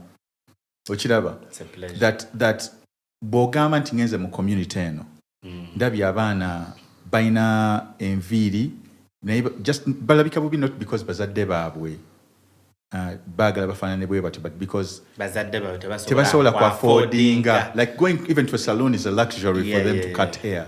If you come through as a person who loves your community and respects it and you say let me be the change that I would like to see kantuze omwana waneeno tukubemu ku mboozi nga bwe musala enviiri. Like hair does so much for people's confidence. Actually, then no yongera kuna chile chila nti you're teaching skills. To me, that's really admirable. Yeah. Because hip hop is here to change people's lives. So just yes. Yeah. Naye nga kyonna kyetoololera ku self esteem. Yes. Nti Muslims zino oba mu communities zino entirely nti abazadde tebasobola ku affordinga these haircuts. Yeah. Waliwo abakisobola but nga tebakikola bulungi. For example, Naguru go down eyo gye twatandikira ennyo. Waliyo abazadde nga basala abaana naye nga babasazisa bugirita n'obusanirizo. Nga batadde kakombu ne jirita. Naye tebabikola bulungi. First of all, planned kid tebabimanyi. First of all, omwana oyo omusala ali mu pain. Ekyokubiri tomunyiriza mutwe. Gumanyi nti eri abaana bagenda mu class naye nga alina lines. Tuzita contours bababa. Nga alina contours mu mutwe. So omwana oyo afuna kye bayita low self esteem. Titagenda soma nga bamusekerera. Yes. Wabawo obwana bw'abakabibu basalidde mu saalu. So oyo omwana tagenda kusoma bulungi ajja nagwa ebibuuzo because of that. Because alina kye bayita low self-esteem. Okitegeera titeye feeling nga ye. So kati ffe twatwala like barbershop eri professional mu communities zino. Like field yempulira nga nvudde mu saloon oba bansaza akalevu oba biche or anything omwana oyo agifune agiwulire nti building a self esteem ye addayo nga gamba mundabye mwali munsekerera kati tusome na concentrating nnyo mu class na concentrating ku bitabo nafuka omwana wa wale sanzeyo omwana nakugamba njagala nsale ngaka Ivan Drago bagamba bu style basaba style yani nsala kakati salaka ntekamu obulayini kati sometimes tugenda nnyo ne mbusomero obwo but teachers like nga bagamba naye mubasala okusinziira ku standard y'essomero temubawandiikamu temubateekamu butiiki it doesn't take away anything from the child. It doesn't, but this is Uganda. This is Africa. And sometimes botunulya n'enviiri zino bw'otambula muko bw'otravelinga muko otuuka ng'enviiri si kintu ky'amaanyi nnyo mu nsi endala. Naye ffe wano enviiri kintu ky'amaanyi nnyo nti kisobola n'okugobya ku ssomero. Era naawe ninawo article naye sinagipublishing. Okitegeera nti kyo kirala. So ne tukibalansinga nti obuildinga self-esteem ate otraining ono agenda okufuna akalimu akola akaja. Fakati saawa zineno tulina abavayo n'agamba mwana nze nfunayo omutwalo olunaku mwebale nnyo skills zankolera kikati kyakabi nnyo. But let me ask you, how did you start getting into cutting hair? No, I used to teach MCing in Naguru. Like nasomesanga abaana rap under the Ghetto Film Project nainanga guy wange Ernest nga nze mbaoneka class kange. Then later I realized nti muchatinga n'abaana mwana agamba nze sisoma kati gwe ngoloza bya fizi nga sisoma mwana fizi nagamba bangoba nti n'enviri zange embi naye maama akyanoonya ssente naye nga maama anoonya 10,000 anoonya lwasa. Nandiko gamba naye wait a minute nti kwanze mu vac nali baba nakolanga mu saloon nalinga saloon kati naye mu vac walinga mu saloon nalinga mu saloon ndiga skill eyo ngamba naye bino ebintu mbisobola sigenda kuteeka mu sente kane tutandika ng'oku hiringa machines mu busaloon ne tujja nga tugaba just free haircuts. But then later nachi realizing nga ne team yange nina togisomesa nsomesa team nga teno bwe tusala. Then one of the team members in Naguru nagamba mwana manyi nyinza obutaddamu kukola bintu bino mbuza lwaki nafunya akalimu skill eno ate yanzibudde amaaso naye nga nsobola okwebeezaawo bwe kityo bwe kyatandika. So abajja okulaba bagamba naye naffe mutuyigirize okitegeera. So actually initially program yali ya kubeera nga bw'oyiga nkuwayo machine oba otuula wansi wa muti ne keproni osiba omuntu osale. Let me ask a question because this is an entirely new world to us. How much is that machine WAHL? Sijena pronouncing to embarrass myself. Wow, right? Yaba Germany. Yeah, America. Yeah, America. How much is a machine like that? It's 190,000, Yes. 200,000 shillings. Yes. New machine is up to 10 years. Kyogamba kati Baboon Forest bwe kuwa ngagambye emitwalo 5 bwe tudonatingayo 5 kiba kikola. Ayayaya kati olaba machines 5. Yes. Oba tomanyi kyokoze because sawa zino twakulamu in a way that omanyi fe machines ezaffe zikola nnyo. Yes. Zatuuka ekiseera waliwo slums ezimu ze mugendamu ne bazibba like twayita mu challenges nyingi. Yes. Twagenda ozibuka nti olina okweprotectinga nga it's too late. Yes. Twabulwa nnyo machines, twabulwa nnyo equipment yasinga, tuzuuka buzuukusi. Kati n'ensi egenda evolvinga. Tisaawa zino waliwo slums zetugendamu nga teri masannyalaze. Tugenda ne rechargeable. Musooka ne muzipika omuliro ne mulumba. Yes. Kati nga Karamoja twafuna nnyo obuzibu e Karamoja nti ebifo bitwagendanga nga teriyo masannyalaze. Wait, you went up to Karamoja? Yeah, kati tukyali Kampala yokka. Yes. Like it's all over the country. So for those who don't know, let me give you context. Many of you know Nelly-Sade could wrap up. Yeah. Simanyi lwaki balina beef ne guy oli. Bombi balina ebintu byabwe. But Nelly-Sade does a program ya wrap up. Yeah. But the other program that he does for the community, because hip hop has a community element, which I think needs more light and recognition, is agaba free haircuts to children in less fortunate areas. Abatalina mwasirizi. Gazabwerere. Ekigambo sikyagala mwasirizi. Luganda lwakatikiro. Free of charge. Luganda lwakatikiro mwasirizi. Okay, free of charge.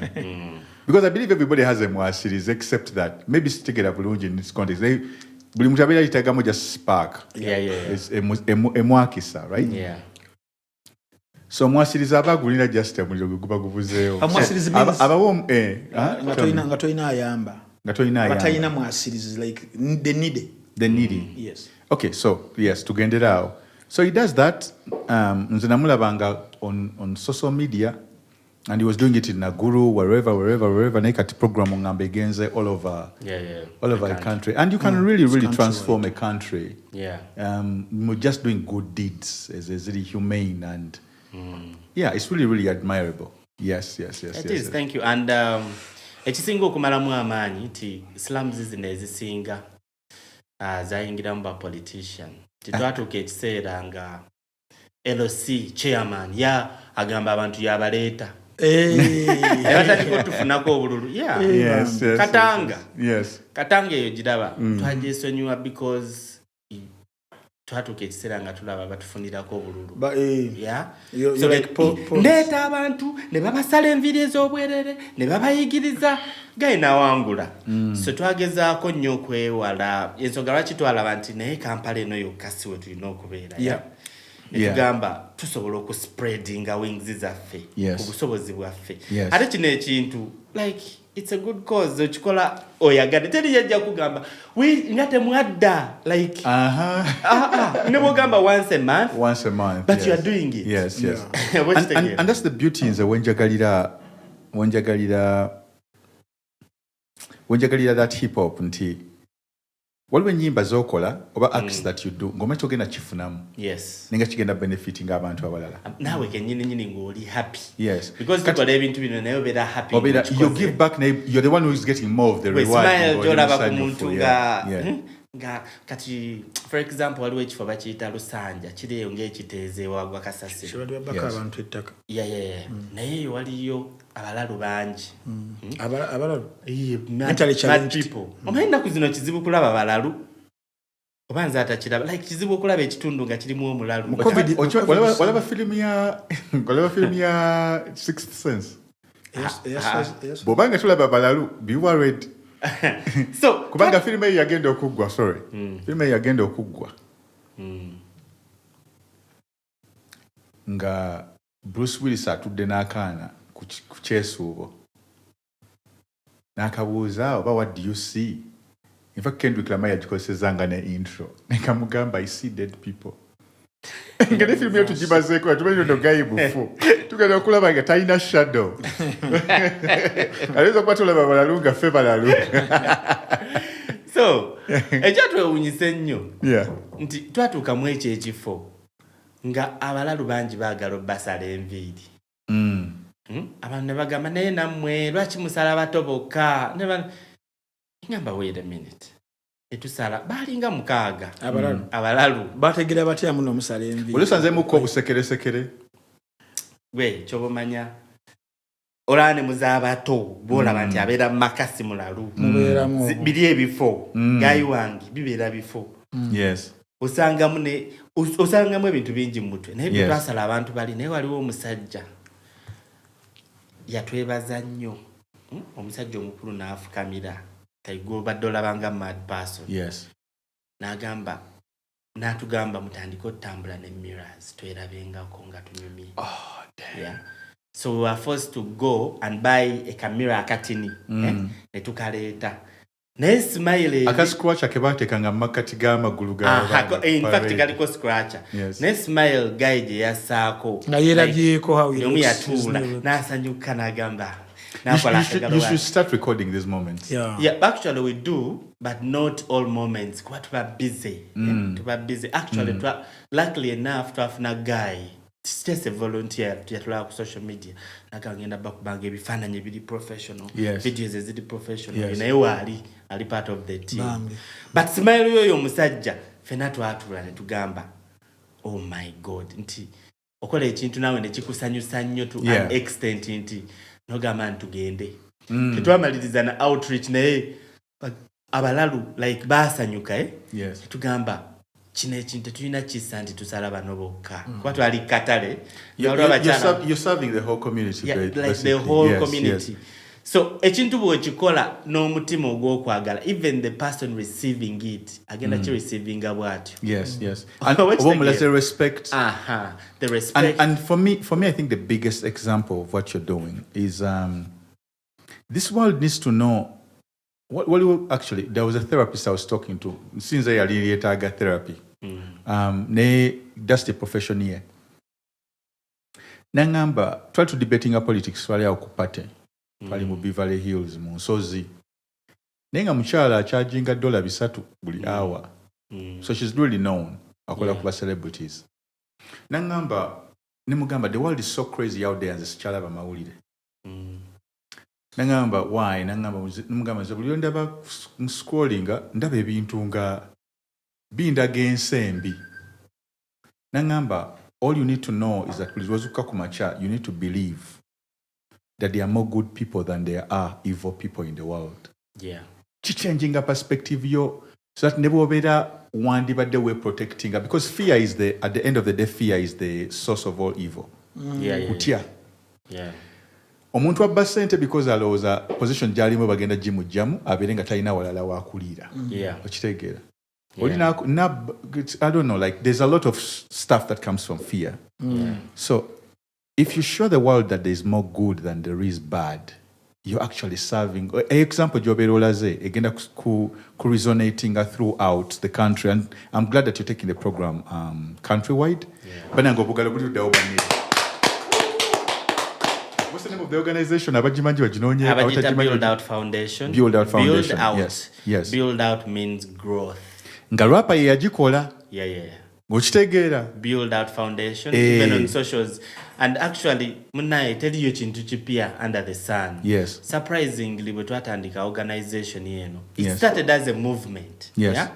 But then later, when I traveling ako, nensanga nga munaye ebintu jebiri goloze ekintu naye nga wali yali akikozeko. Yeah, there's a guy when nalabye actually yesterday.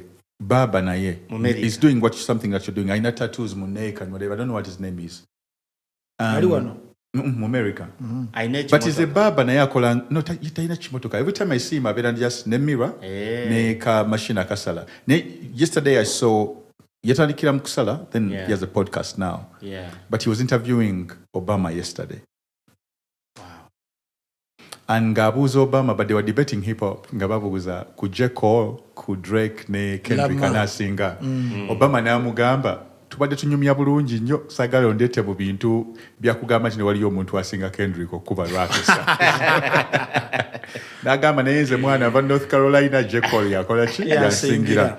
But the beauty of everything is that we see hip-hop everywhere, but people ignore that it's hip-hop that actually experiencing. Hip-hop needs its own PR. One of the things I used to talk about with this gentleman here, Ngangamba Zamba, tusoke tukole film ya hip-hop. Namugamba Frank, hip-hop needs a spokesman. Ochiraba? Yeah. So we started Baboon Forest Media nga twagala highlighting stories z'abantu abakola ebintu ebyakabi nga naye ba hip-hop. Yeah. Okitegera?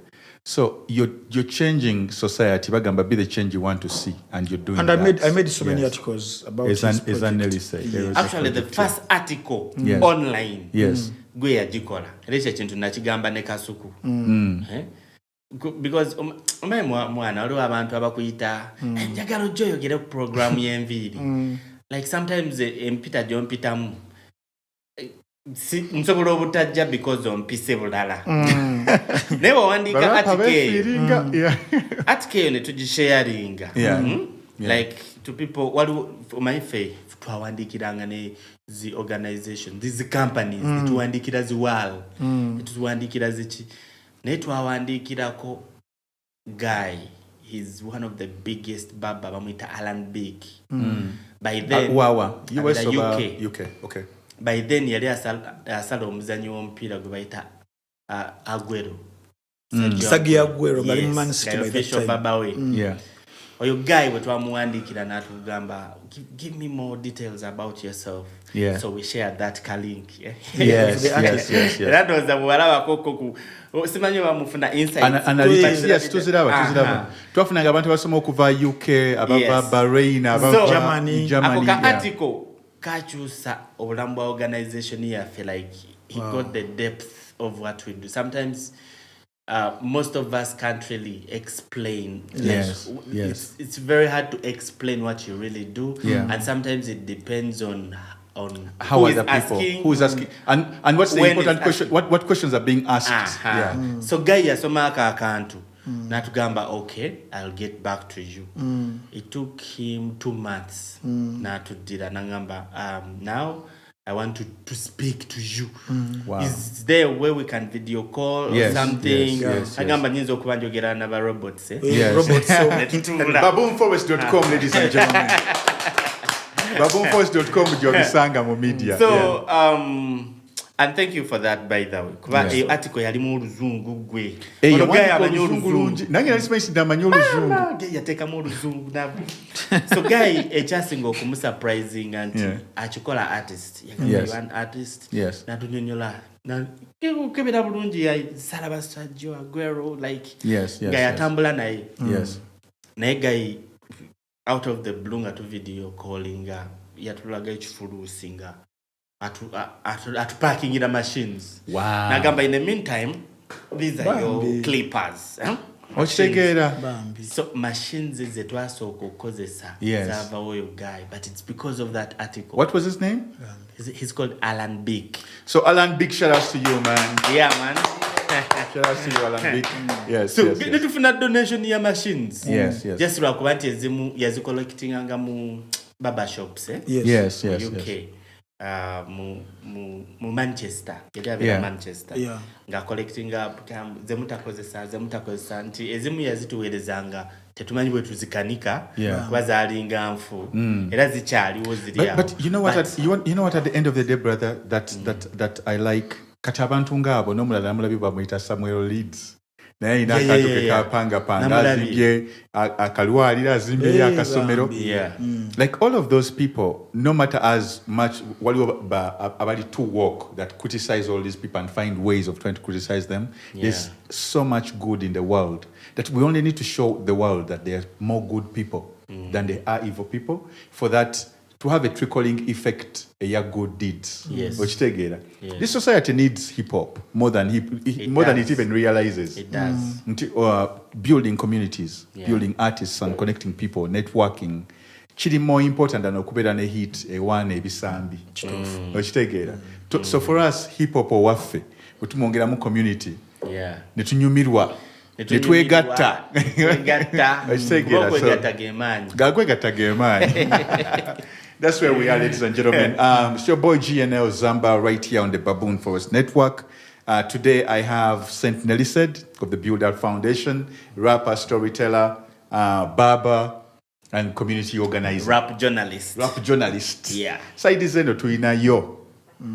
Mr. Frank Ntambi, Wayne Balukeza. Yes. Nebigenderako byonna. Smart and Afuka legend, bichi. And the voice that you're hearing right here is of your boy GNL Zamba. Before we go away, mbadde yo mugundi mu nsozi ze Hollywood. Nengamba bano barapa ba EP yayo abawulirizanga ennyo omulenzi waabwe ono. Where do they stand? Enyimba za PDD mukyazizanya. Kati nno nze ngenda kwawukana nammwe. Enyimba za PDD ono ali influential nnyo. PDD. Puff Daddy. Nze nkyazanya Brother Love. PDD nkyamwagala nnyo. Ne Baby Oil omulina. Ne Baby Oil nze nsobola omugula ne musiiga muwala wange. Okay. Yeah. Reason being, enensi mwana abamu tugiraba bulala, especially when it comes to, I've traveled, yes, and I've seen a lot of things as far as racism, as far as like so many things. Nti twogera ku PDD naye sawa zina abantu birabidde Rakeli. Yes. Twogera ku PDD abantu birabidde Rasto Simons. Yes. Like ebintu bingi bizze bibaawo ya. N'ekirala kiwa abakkiriza basobola okunjulira tosobola salira muntu musango. Yeah? Nkiwa ne Bible eyinza okuba inawe yakanoni. Okay, waliwo ekyo. I know where you're going with that, and it's very noble. Naye twamulaba nga akuba enswa stage. Manya mu hotel room. Exactly. Of course ekyo kivumirira ng'omuntu, but ate ekyenswa si kyekitabuse nnyo. Ekitabuse nnyo kya oil. Mu bitabuse nnyo si byanswa, bya oil, bya cheap. Naye nga bwetegereza omuntu ono abadde influential nnyo ate abadde mugagga. Yes. So for abantu abamu ngaffe tulina mukozi question marks. Of course. Why now? Of course. Tululira emisango gino gyonna mikadde. Yes. Actually nze sinalaba muko omusango omupya. Babadde bamanyi. Bonna babadde bakimanyi. But why now? So ako kawai now. Omusango guno gye gugenda okuggwera, why is really interesting. Cousin waffe Jailo. Do you know when they say things always come back to you? Yeah. You watch this space.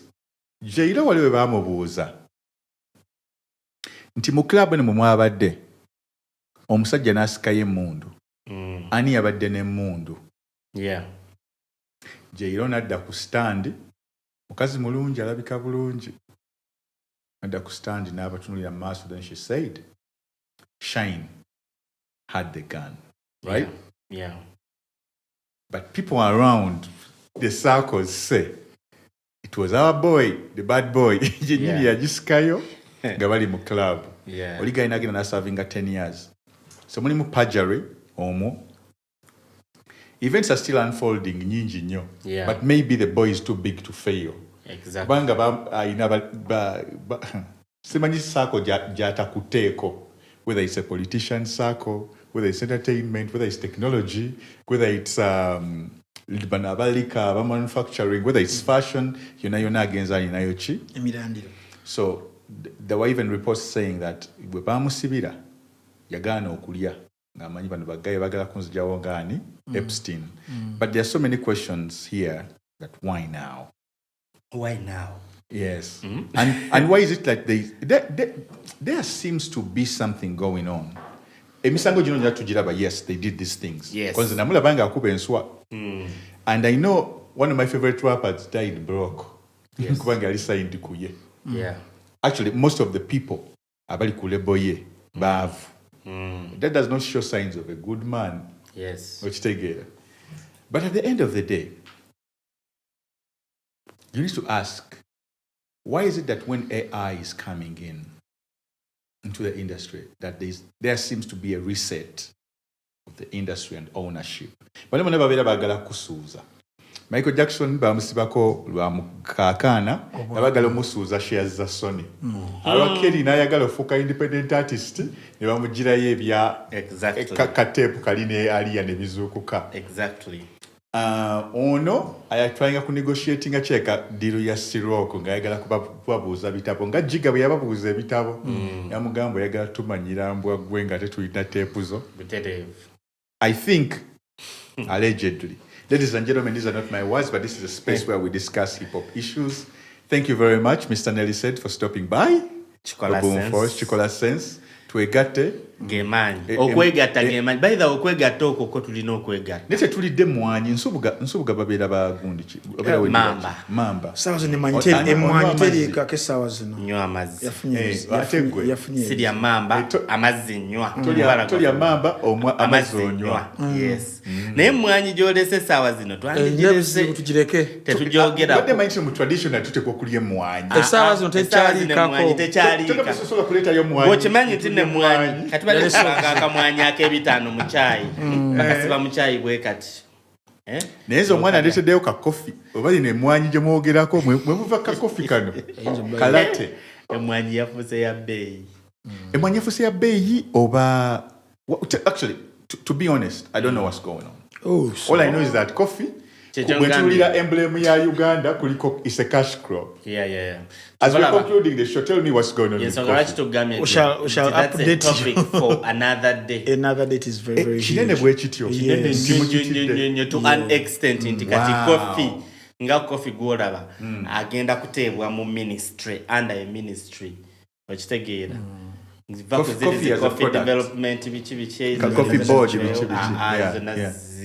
Kati wobuuza abantu what is the state of what's the state of hip hop. Tutikoleyo ne episode nanga bagita what's the state of coffee. Anti omoja kugamba don't let those Bagandas get numbers. Kubanga abera ulidde ka beddire mamba. Anze sina gundi, ze sina wengwa. Nagambe linnya Zamba. Oli musajja wa Lugave. Nedda linnya lyange Zamba. Anti kati Frank olinganga atamanyi Zamba is a shapeshifter. Ate serunjoji. Nedda nzija. Zamba is a shapeshifter. Nze nakajja ku nsi emirundi 823. Buli lwenzija mbeera n'erinnya eppya lye bampita. Sakoleke nzijeko obugala ni buno. Kati bwe mba najja mu mulembe guli nga bampita Serunjoji guno bwenzija baba bampita Mugisha. Bwenzija ate mu mulembe obulala bayinza okumpita Opio. Osegeera. Osegeera. Nti mwanyi. I'm a shapeshifter. Nti ene mwanyi. Terimu Abaganda bokka. Yekubyeje. Yeah. Oba kitegedde. Atuzizaayo mu mwanyi yo fefe nafe nati kwe tuvudde okujira okoli agabe don't let the get numbers. Nenga bali balwana then tebali Baganda bokka. Yes. Isogala tugambye topic iri huge. Mu kifudde political atengeeza okulaba nga mulimu Abaganda babiri. Tukifudde. Abaganda babiri. Mulimu Ntambi babeera beddira. Njovu. Ne buli ndowooza erinnya lyo Ntambi. Mbeera ndowooza ku Tadoba kutwakulira. A week. Olutambi. A week, yeah. Yes. Olutambi. Is it Tala za Todoba? Kuna wandikira ku week. A week, not Olutambi or Tadoba. A week. Thread. It's a week. Kati nsobola kugenda mu ghetto ewaffe Kawempe ne ngamba give me a week. Era nze John Week wa Uganda. Bampachi bwe mbagamba give me a week. Omusajja alizo kuza tino musabye ennaku 7. Era nze John Week wa Uganda. Ya gabe John Week we. John Week. Lecheka gwe John Week ringi. Munitwala speed. Yeah, twala speed ono omusajja. Nayenga olaba kati abantu nga Bantambi abo. Tebatwerabira nnyo nga bagenze eri. Kuba Ntambi asambi akajji. But let me ask you, before we go there, let's offer people some historical context. Let's invite the general public maybe to kambabuze ekibuuzo. Kwanza ndi historian, storyteller. Tuli balirisisti wano. Yeah. Which was the first place in Africa that gave the world coffee? Kubanga ekyokunywa ekyo okufuuka coffee buli omu ne kitabuka buli omu ne kivaamu amajja. Waliwo culture. Yasooka okukirima. Kyavaawa. mu kifo ky'okubeera nga munoonyereza ku pooni abandaba abali online. Go is research history. Awo waliwo story. Choga abanoonyereza nnyo ku pooni. Aba balinze buno obutambi obupya. Ani asuula akapya. But that's a huge question. No, the history. Actually, to be katugenza anti mumboze ezo. Before I did the Spear album, omanyi obeera ng'oli artist nga you're creating something but you're trying to find out what's the theme going to be. Yeah. I swear to God, album yange nasooka giyita Kaawa. I swear. Actually, no luyimba lebayita No Borders, paka kati, files is renamed Muluo. If I could go to the stems, but giyita Kaawa. I wanted to tell a story eya coffee nga bwe yatandikira okujja mu Uganda and its influence paka where we are consuming the cup right now, wetuli. But imagine this is album najifulumia 3 years ago, yes, Spear. But that was the concept. That was the original concept. Ntinga plant eyo eri ku simanya ku our coat of arms, yasomesa abantu. There's a lot of history behind it. Oli munywa coffee. Do you know what's funny? Mbadde sinywa coffee for like the past 3-4 months. But coming back here, I don't know why latte zitandise okumpoomera zirate ezo ziba brewinga nfunayo single yange nengamba bakyali baneeno kubanga mbadde sinywa mwenge. Actually this is the first day in a few bwede nkola cleanse nengamba sijja kunywa mwenge for the like 6 months. But this ngamba nywa bunyi coffee. But this is the very first time that I've drank alcohol because of this gentleman Frank Ntambi. And because it's the first of the month. Nti atene goals tubade tugoba tuzitukiriza. But like you said, this is a very, very, very long story. But I'm glad that we can sit here, philosophize. Yeah. Coffee yavaludde Ethiopia. Anonyeza Google. That's the problem. Frank. Omanyi lwaki tanonyeza Google? Ne bwogenda kati paka saawa zino. Yes. Oba ne bwokolamuko ka history akatonotono. Yeah. Ethiopia zezimu ku nsi esingo olima coffee. If not the second. Or let's say Brazil. Ethiopia gave the world. Imagine Africa gave the world coffee. Exactly. Baina nebu coffee bwabo buli traditional. Chovola abagamba. Ngoyiwayo kamu n'okawulire eno. Tewepanka nti onywedde coffee nga tonnanywa ku Ethiopian coffee. Yes. Even Nas. Biggest exporter of Nas coffee in the world. yayimbako ku Ethiopian coffee. Damian Marley. Yes, that Damian Marley. Nakadda namuko ngali ne kano kasajja kafaaka enage Kenan nakola oluyimba naye lebo ye negano duta. Yeah. Gwajira waneno for that World Cup joint. How about your song with Victor? Just nsumululo suna. Let's take it, ladies and gentlemen. Special shout outs to Reef owe Boston. Yaguze chupa. Kubanga waniyo tugenda kubeera nga tunywa nga bwe tweyongerayo maaso. Amachupa ganeno gali sponsored by friends and people that love the culture, that feel that that should be conversations that we're having. So musajja Reef HD.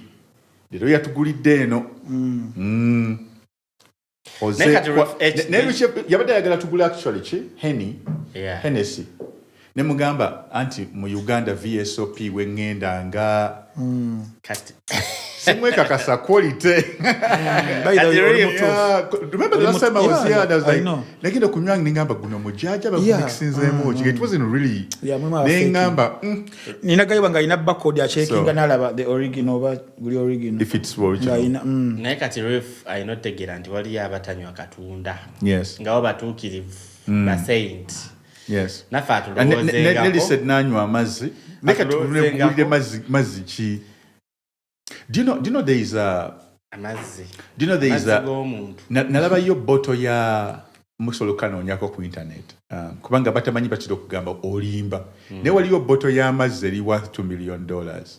Kali bottled. Agatambuliza na mu case. Genda okanoonye so gwatanywa mu mwenge. Galiko ne bodyguard ni security personnel nga onayiga kubisa abantu mbaka. Yagaza azabalongo. Just go look it up. Nenga gemaza kasinga okubeera valuable mu nsi yonna. So yaga bottlinga. kitegeeza bagatunda nanyo agalitira mu case gaba deliveryingira mu case tomanyi paketi badenga banywa ne mulooza oil ngakanye bwe yabuuza omuntu nti wasemba did watandika okudalinga sparkling water okitegeera. Ladies and gentlemen, this is a hip hop space, a space for learning history, re-examining where we at and where we're going. It's your boy GNL Zamba lero mbadde ne Nelly-Sade mbadde ne muganda wange Frank Ntambi. GNL jakunzizaako gutoloza nti lero lokalo enzi once in a while tudana tukubamu ekibozi random. This is home bro. Hip hop. So hip hop kitegeera. Sometimes tusobola okujja ne twogerayo ki topic ngoba freestyle. Oh definitely. Definitely. Tutulali ba fefe busali wa. But we've never done a song. Tetukolangayo luyimba. By the way. Twali ku Cypher wamma. Zewe naloza. UG Cypher 1. Zewe naloza twakola oluyimba. Tulukole kati album yange. Eri mukuggwa. Naye so nze ndete idea. Waliwo omusajja Lubakyoya. Lubakyoya oyo yaŋŋambye Zamba. Mbozi natugijje ku kamera.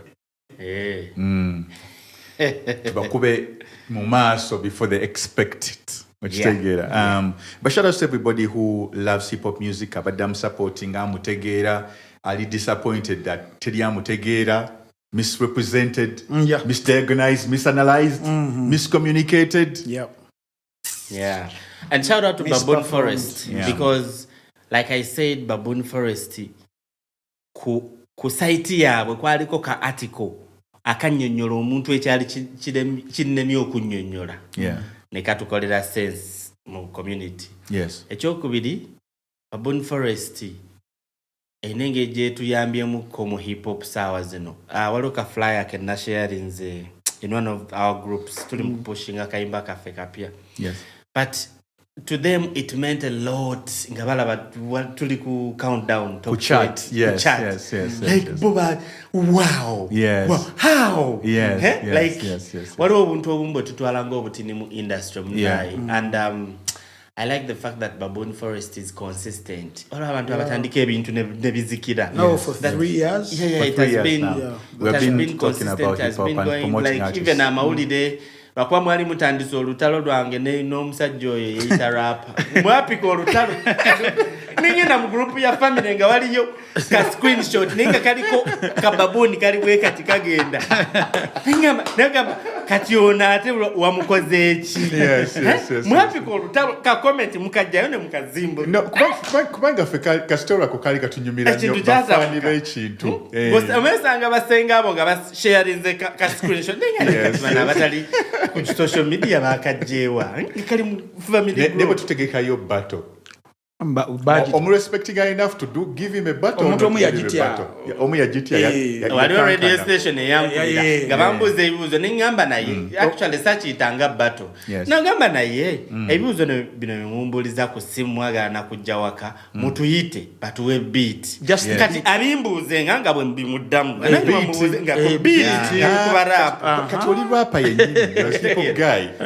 Nagamba bwe banzira ne bangamba omusajja ekyo yakiganye nengamba kati nze sobola kuwanyiziganya bigambo butogera ebigambo ebisibisobola but we beat aje tutulawo. So you're a rapper not a blogger. Still a blogger bambuze ebibuuzo. So sometimes hip hop artists request a new action. Era ensonga lwaki olabanga even the history lwakonde nyamuko ku bajjajja baffe omanya omuntu eyakusookawo tubayita nnyo bajjajja. Not in a bad way, era abambajja kifuna bubi naye entalo ezaaliwo way back mu hip hop. Bajjajja bano abamu balowooza ffe abato oba ffe abamutekoze carrying forward. Tulino zikaringa forward. Tiyono yali tayagala gundi. Now kati lwaki oli eyo? Lwaki ogenze ku Baboon? So was there no confusions ezo and divisions nekyaffecting nnyo young generation? Okubeera nga erowoozo no sina kubonga nono because ono yangambye sibonga naye. Ate nga amaanyi gali mu ki? Amaanyi gali mu kwegatta. So kati ffe abegasi mutuleke twegatte. Abegasi mutuleke twegatte. Tuzaale n'abange. Akataleke Nelly-Sade was talking about how article ka baboon forest come connecting to someone that he needed ku genda ko ku news website yaffe tukyagitereza mukulu Frank Ntambi jagala democracy okuwandika articles about people, but just concluding, in conclusion jagala mba sharing the story because this platform njagala bedenga yaba artists, and for us besides hip hop just by artists sharing irako ideas. When I was asking for a visa my very first time, Bambuza, okay, twagala to proving nti you're known just beyond one way. Yeah. And this is them trying to give me my first visa. Yeah. Gamba event jengendo gendako, I'm going to perform on an East African thing. Gamba East African thing. Prove to us that you're known beyond your country.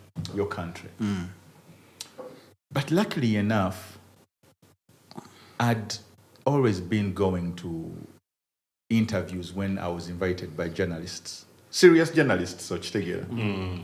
About East Africa, about where Rwanda, about where let's meet somewhere, give me a few minutes. I've always been doing that. Yeah. So it's take our platform because most of these platforms come from personal investment. Yes. But for me, that's the website.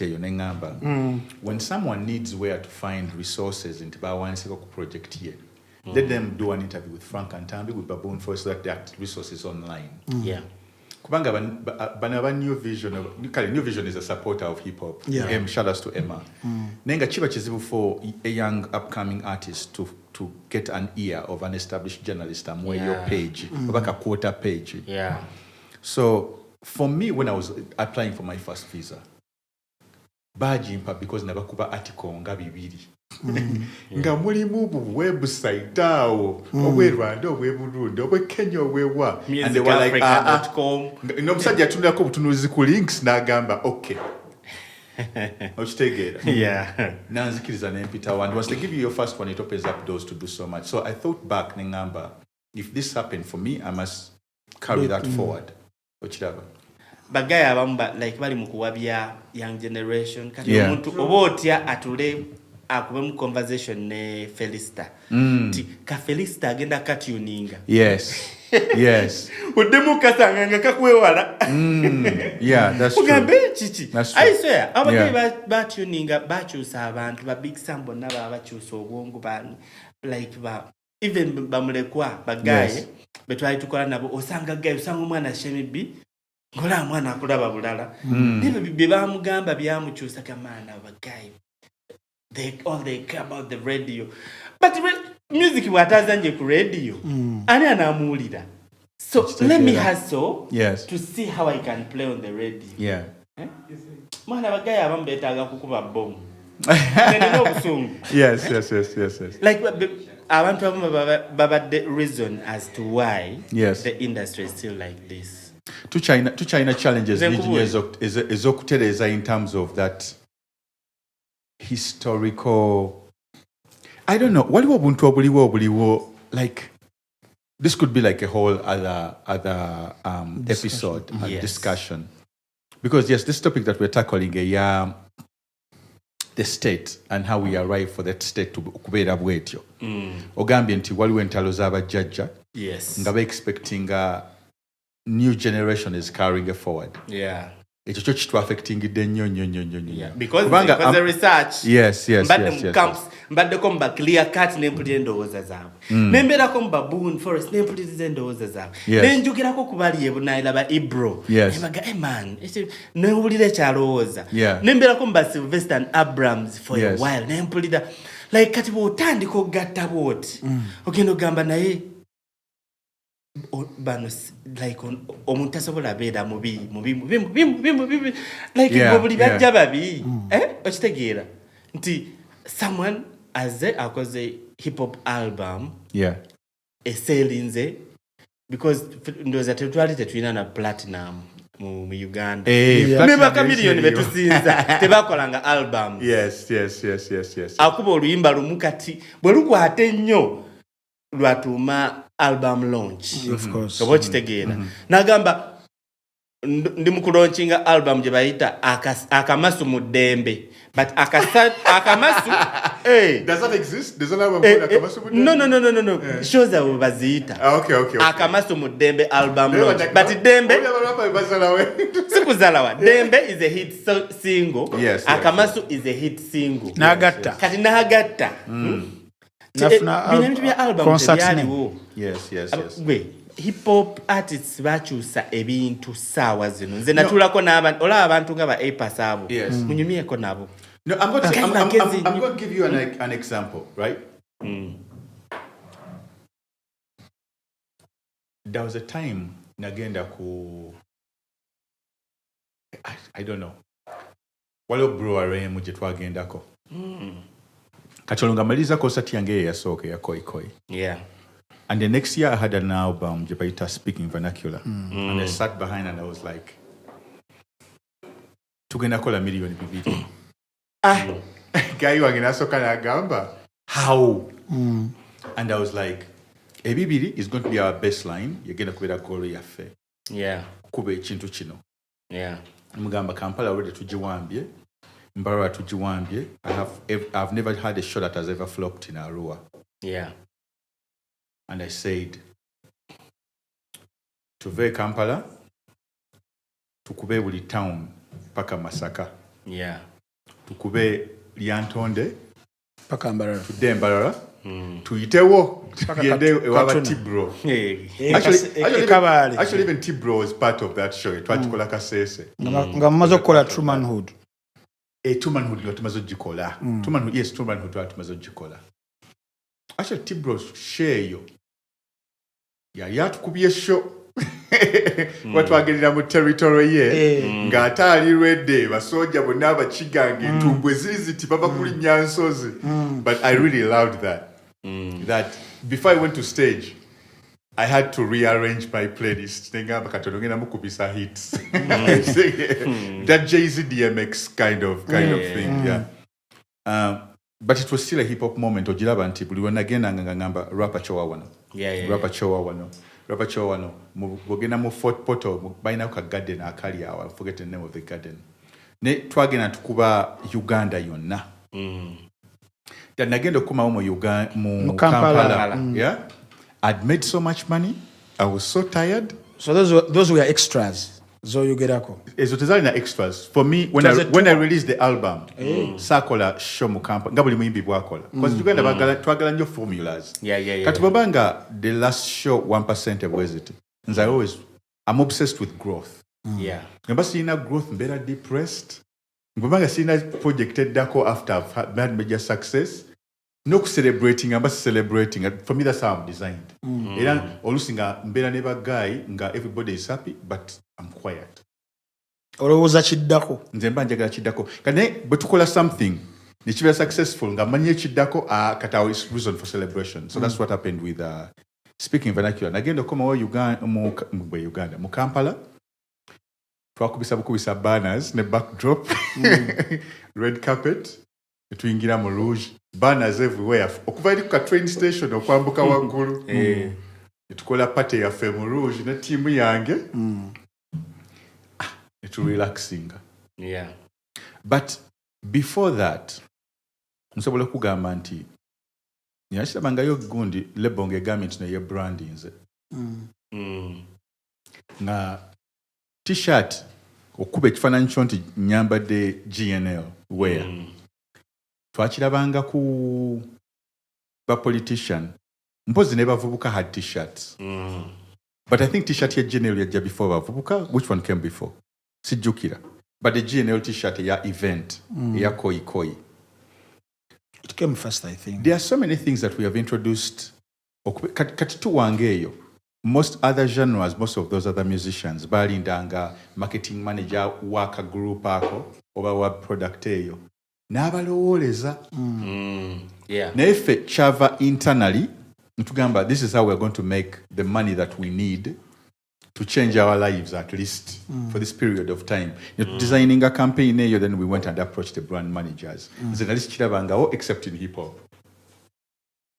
Ochiraba. Yeah. So there are so many things that this genre has changed about the whole trajectory ya industry yonna. Yes. Nenga tukyagizalawa ate nga fa designing emizannyo. I'll give you another example. Kyembadde nga njogerako. Whether people like it or not, whether we agree or disagree, President okurapinga. Kyamuwinning saakalulu. 2010 elections. Lwaki teyakuba raga? Yeah. But it was a cool factor of hip hop. True. That took it there. Okitegera muganda wange. Ate nekyewuunyisa buli omu. Okuyigiriza sirimu nga tuggyeko fire bongole lutaaya. Yeah. When it comes to doing public health campaigns, mbulirayo genre endala nti yali etusinze. Mu campaign z'okoze, project z'okoze, eza sensitization, eza public health, eza ebirala byonna. Mbulirayo genre endala esobola was Bobby Wine mu Chamber Soma mwekuume ne which other song ngojeko lwa Weatherman. There was an akali akobuyonjo. That was Bobby Wine. Yes. But we have done the groundwork. But I don't know when journalists baba rating abantu abali impactful oba genres ziri impactful waneno mu country yaffe. Bakitekanga default mu bwongo bwabwe pano temubalabawo. Yeah. Ekitegera. Yes. So waliwo ekintu kye nalabye mu lines zaffe ku mutimbagano. So people think is that posting a baboon forest, they get it totally wrong. Yeah. Nenanga olusi nfuna amawulire from what? From handles zaffe. Nenabeka clip aka disturbings abantu mu Uganda aba yipiyayo ba rapper. Babeddewo a very prominent player eyagambye nti hip hop ono Uganda was not designed for hip hop. Nti ate n'abakyala bagala nnyimba za laavu kubanga punchline tebazitegeera. What's your take on that?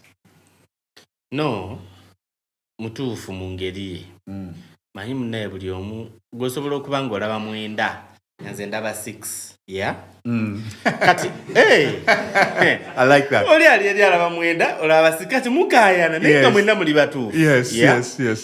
So mutuufu yesulise wano teyesulise. Yes. Naye nga mukaayanira bwereere. Omanyi lwaki ngamba nti no mutuufu mu ngeri ye? Yeah. Because yeeyogeddeko nga ye amanya ekika kya music we. Yes. Gwakola. Okitegeera. Kati tokusobola munenya. Ayinza okuba nga ye nga ye alaba bwa rapping oba bwakuba buzz oba bwakola bwati abakyala tebabyagala. But weegendereze nnyo genre gye bayita hip hop. Baddemu be basinga okujagala. And on top of that, abakazi be bagazisa abasajja rap. Yes. Nze nkubuulira because naye kisinzira rap ki. Kuna ogenda kuba rap awe mula teri omukyala ajja mwagala because of degrading bo ogenda kuba nga ali against women. Of course abakyala be basalirawo eggwanga naye ogenda bakubira ki? Gwe wano omukyala ogenda atya? Nze example njireetera ku demu wange nga bwe nagambyekoko earlier. Nti yandaga clip y'abaggayi. Wait, hold on a minute. Yeah. Mukasi wo gwoli gwe manyi from back in the day. Gomanyi. Ate nakyusaamu. Namala abadde alyanigamba. Wakyusaamu Ate namugamba nakyusaamu. Ate nfunayo omuntu omulala. No, guys, I'm new here. Nakakomawo. Mbuuze ebibuuzo. Si oyo. Kati ate nate mulala. Yes. Yeah, man. Yes. So, yeah.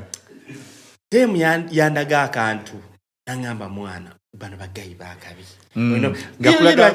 Legacity, yes. Legacity gakuliko omunubi. Nebyakuba tobitegeera. I love that shit though. So nze omanyi ebiseera ebisinga kyetaaga n'ofuluma mukko ne ku ggwanga. Naye mwana oba ne bwe litabagwanga n'ogendako ekisoro n'ogendako ekabaale. Genda salako bodo omuggo ogwo ogendeko ejjinja. N'ogenda mbaale just n'otunuulirako ko ebintu bwe bitambula kikuzibula obwongo. Sukako nakasongola. Nakasongola. Naye mune twesibira nnyo e Kampala wano. And also abantu abamu ne beelimitinga nti ze fan base yange ya bbaala. Omuwala ayinza obutaagala luyimba lwo because atamidde akubiddwa. Oli anoonya abasajja bamubuze bazannya ekiyimba kyo olunaku lumusaze. So kati gwogenda kwejajingira awo but hip hop is bold. Actually, hip hop is bigger than us. Eyo statement gw'omuntu gwe rapper ow'okubiri ayakagingamba. Rapper asookera ddala twali ku bro emboozi mpanvu. Twali ku train mu Sweden, Stockholm. Ne tubula. Gayo ni jabeera naye namugamba ntwale waka we gayo omulala ne tubula. Kati tulina ffenna network. Ne tubula naye tutandika okukuba emboozi. Nga kati tuteebereza. Actually, imagine, this is a true story. Yeah. We traveled, but the phones we had, even when we were asking people if they have chargers for the phones we had taken,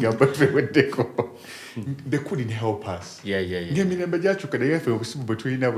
It's embarrassing, but it's true. Yeah. And it's like kutebeza waje tukolachi. Jetulaga. Yeah. Netumala netutuuka gye tulaga. I don't know how, by God's grace, buli omu tutunulira ennyumba zifaanagana. Neero ne tuva ku train ne tulinnya ka bus tugenda okulaba ebintu bifaanagana ne tugamba naye eyo si yennyumba. Tugamba yeeyo. Then tugamba gaye ne tuviirako ku stop eddako ne tutambula tugenda ku nnyumba nga ennyumba. But that guy brought me shoes that day twali tugenda okumeetinga n'angamba ebintu by'okola is the reason I'm giving you these boots. Sinazambala namu. Nangamba naye ekintu ky'okola man tubeera eno kintu twakivaamu, but just know that hip hop is bigger than us. Omulimu gw'okola and the flag that you're representing. Yes. This thing that we do is much bigger than us. Kati gozzeemu n'okyogera. Yeah. It is. Ate omuntu oyo mumanyi sigenda mwogera. Mwanga kijja kubeera embarrassing. Era mutegeddemu omuteebereza. Omuteebereza. Yes. Because I think you even did a song with him. Netabeera wana wabeera Sweden. Yes. This thing is much bigger than us. Kati ku kintu ekyo otubuulidde omukyala we ye atunulira n'agamba why don't you work with these guys? Yeah. Mukyala akitegedde. Yes. Frank Ntambi. Is this place not designed for hip hop? First of all, more research zenko. Artist you are agreeing naye? I don't. Reason nti research gwenzi zenkola ne experience jembadde muko wano. Tewaliwo ba supporters basinze bakyala. Actually, salute. So before you go ahead. Sagala nyo way point nga inakuwaziza. Sikwenda kuwaza ninde mukufumintiriza. Kaswa that's a curse. If you don't drink nagate to cheers inze, that's a curse. Nti 7 years. Twaddamu kugira. Yes. Namanyiga kisajja. Tewaliwo kitonde kisinze kusupportinga entertainment nadala music ng'abakyala. Exactly. Now, wabelanga beba supportinga because for abaami tuyina ebintu ebitutwaliriza tubeera mu hustle okunoonya ssente. Abakyala on the other hand bagala kufuna ssanyu. Era it goes back to the artist, whichever genre you do, whether reggae, hip hop, pop, whichever. Yes. You know, making sure and you cater for all the audiences, but most especially if you can, don't ever avoid audience y'abakyala okubayimbira ebintu ebiyinza obakwatako ku mitima because omukyala obeera omufunyi oba ofunye omwami. Kubanga fe abaami ebiseera ebisinga tugenda mu concert sometimes, not all the time, but sometimes asabeerayo abakyala. Kyova olaba amawulire ga Uganda kuva ku print biseera ba red paper nakati digital online platforms nazo zengoberera. If they are going to cover an event basosayo ba photographer kubagamba bebifaananyi by'abakyala mubiteekeyo ojo begendereze pattern wetu webeera olontambika stanchira we ngamba ono kikutte kangende nkole ki ngende mbeereyo. So artist oberanga your music diversifies nga it caters for even the audience y'abakyala. Abakyala they will come and support your artistry nga gwe okitegeera. Ekyokubiri music wa hip hop genre, I mean general hip hop nga yo. There is this thing, I don't know if you agree with me, this attitude, this gangster shit ya hip hop eyo eyeberamu abakyala mu butonde baagala nnyo bad boys abo biki nti nobobeera oli hardcore rapper omukyala ajja kufuna engeri gyo kyali attracted to you nobobeera nga even toyimbe na subject matter nga y'abakyala but because of your attitude you'll get drawn to a female fan base nkoze research esembayo endala rappers I circled down to the top 10 2017 mpaka 2023 abasinza okukola concerts singa basajja ne demographics bani abasinza okuba nga batendinga I'm going to give you Jay-Z fan base ebadde esinga mu concerts babadde bakyala nga bali ku 67%. Wow, I didn't know that. 67%. I think Jay-Z's a mulabanga asinga abasajja. Nenga go and watch all the tours zakoze. Abachala ngobalaba nga bayimba kigambo kushika. I think Jay-Z's yali yatyawo kino muntu alabika bulungi. Webali nnyo. But bagala nnyo that attitude ya Jay-Z. Sali awo ntino ndi Zamba. Yes. Gakale. Laba Kanye West ali ku 63%. Kanye West. Then J. Cole, laba Drake yate yabasinga yabade ku 71%.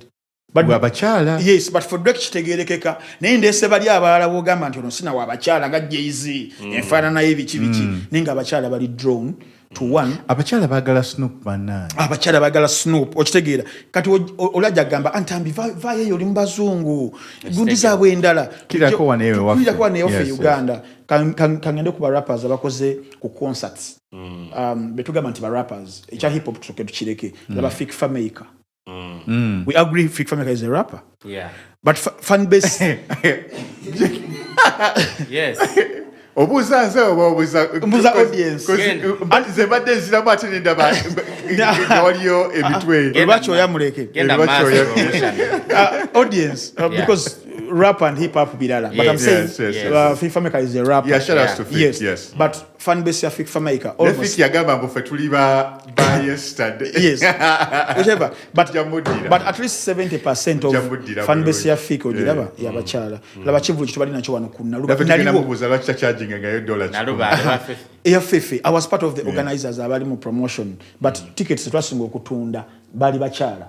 Okitegeera tebali mikwano gya Karo Kasita ni wankubadde badde bakwano be wabicheva but aina mikwano nti kakaaga bali wa mikwano je but it is because of the artist yali abatuteyo Fefe Busi. Shout out to Fefe Busi and whichever obokiraba Fefe Busi nawe tukwetaaga wanene back in the day GNL Zamba oyogedde ku album ya Fayo the launch ya KOYIKOYI ekyaddondo nalaba abawala abatiba obutibi bati nze rapper asinga abawala abafaanana obulungi okitegeera Kampala buli mukazi alabika obulungi abafaani wa baali bayitirivu nnyo naye ate abakazi kale sijja bayita babi nga bakula kisajja abo balina bafaani baatisi bawe baagala so to sum it up all to sum it up all hip hop yes tayawula hip hop agatta asobola okugatta mu package ya message jo portray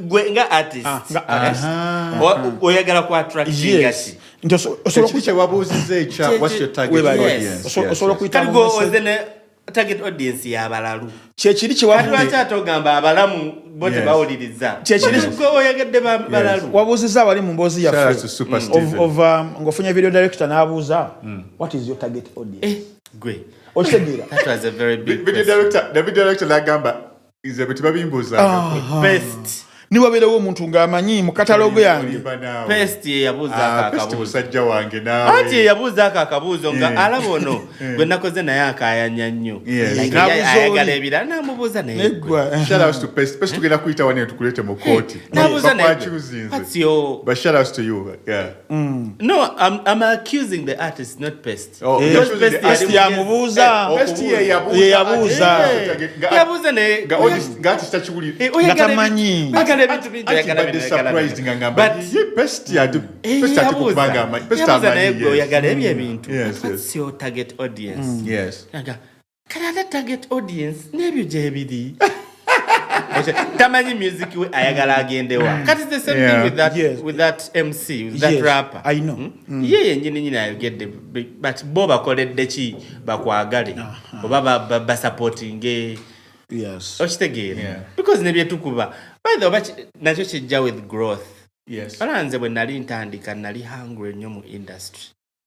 Olaba oyagala obeere nga Jay-Z. What year did you begin? Because I have a difficulty placing. Nze nkolera mu wave yaffe. 2010. 2010 mazosoma. 2011. What time 2011? Yeah, 2011. Okay. Wamaliza S6 2010. 2009. 9. 1 year. Kati wensangira babani. What happened to Saino? What's Saino doing? Saino ali naye yalokoka. Ali nnyo mu Yesu. Ekyo kikugana hip hop ali spiritual nnyo. Nange olutagala n'omuleeta n'omubuzi. Akuba reggae. Akuba reggae? Ati yadda mu reggae. Ate ne reggae na anti hip hop. Abantu balakitegeera ate ne reggae mulimu hip hop. My first article Babon Forest. Tugamba tugeera Nas, Demian, Maleka, distant relative. Anti distant relative kali akoli ka Yesu yekka. Boyogerako ko kubyana agamba Yesu tabyagala.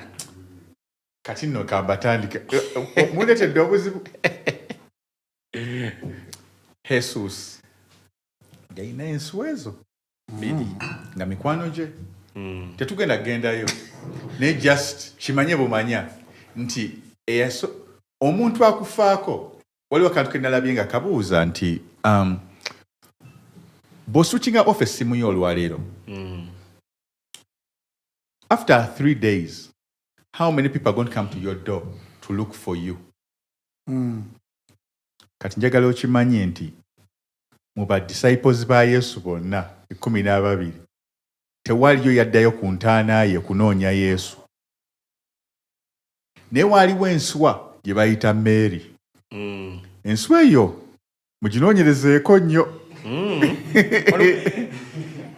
She really cared. She went to the tomb, nerabaga tomb eri open. Hey! Enswa eyo gye bayita Mary muginoonyerezeeko nnyo. Okitegeera, do the man. Bamulabako. Kubanga Yesu tannafa. Nga ne Yesu tannafa era Yesu yabeeranga nnyo n'enswa eyo. Naye tebatugambako nti enswa ye. Ekyentegeeza. Balabika beera bako. The Bible itself tells you. There is stories. Lwaki obwo tebabutugamba? Anti bwe buli naye si ye main gospel gye baagala kugamba. Baagala kugamba nti no omusajja ono tealina emotions.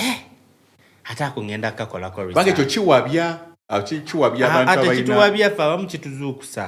Kikuzuukusa okitegeera.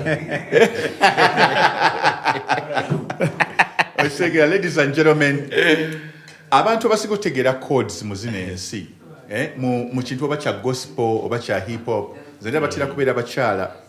Abakyala baneeno bategeera punchlines. Naye abakyala baneeno beba actually ba guardians ba culture. I know. Bwe bakyawa bubi. Bwe bakyagala. Ate bali influential in a way that basobola okwagaza kyotayagala. Omukyala akusibako oluyimba. Ne bwe ziba challenges kati ku internet. Nze natandika okutundanga CD. Nga nina ennyimba 3. Nalumira soda jinjale n'akayimba ke bayita yenze. Nze olwafuna ennyimba zange 2 nengamba kati waliwo kyase. Nenkuba CD. Nenteekako ka posta kange bulungi nnyo ne ngendaga ku stake out ne nkuba omwami ngamba ntunda CD yange mmeka emitwalo 2 n'agamba chick n'agamba tuweemu ne nkuba freestyle ne mpaana embuzi omusajja omukyala n'agamba gula CD anti kati omukyala ayise omwami ateeka okukola ki tasobola ne bazigula before you know it. Wherever the guy is working, gabakuita. Now we have a deal. Omuchala gamba, where are you guys tonight? Gamba, we find us at Stakeout and hip hop night. Actually, do you know what's funny is that I used to go to rock night. Nenga that's where I found most hip hop fans or loose. Yes. Nesha Drake, who became my manager later, yalinga take DJ wa rock. Echal Chugata, yalinga rock music more than hip hop. Nenga tumanyi tufa ku Sabrina ku Wednesday. Oba Tuesday najja ate nazanya Thursday nga tugiyita rockna ku Lwokuna. That's in rock night on a Thursday.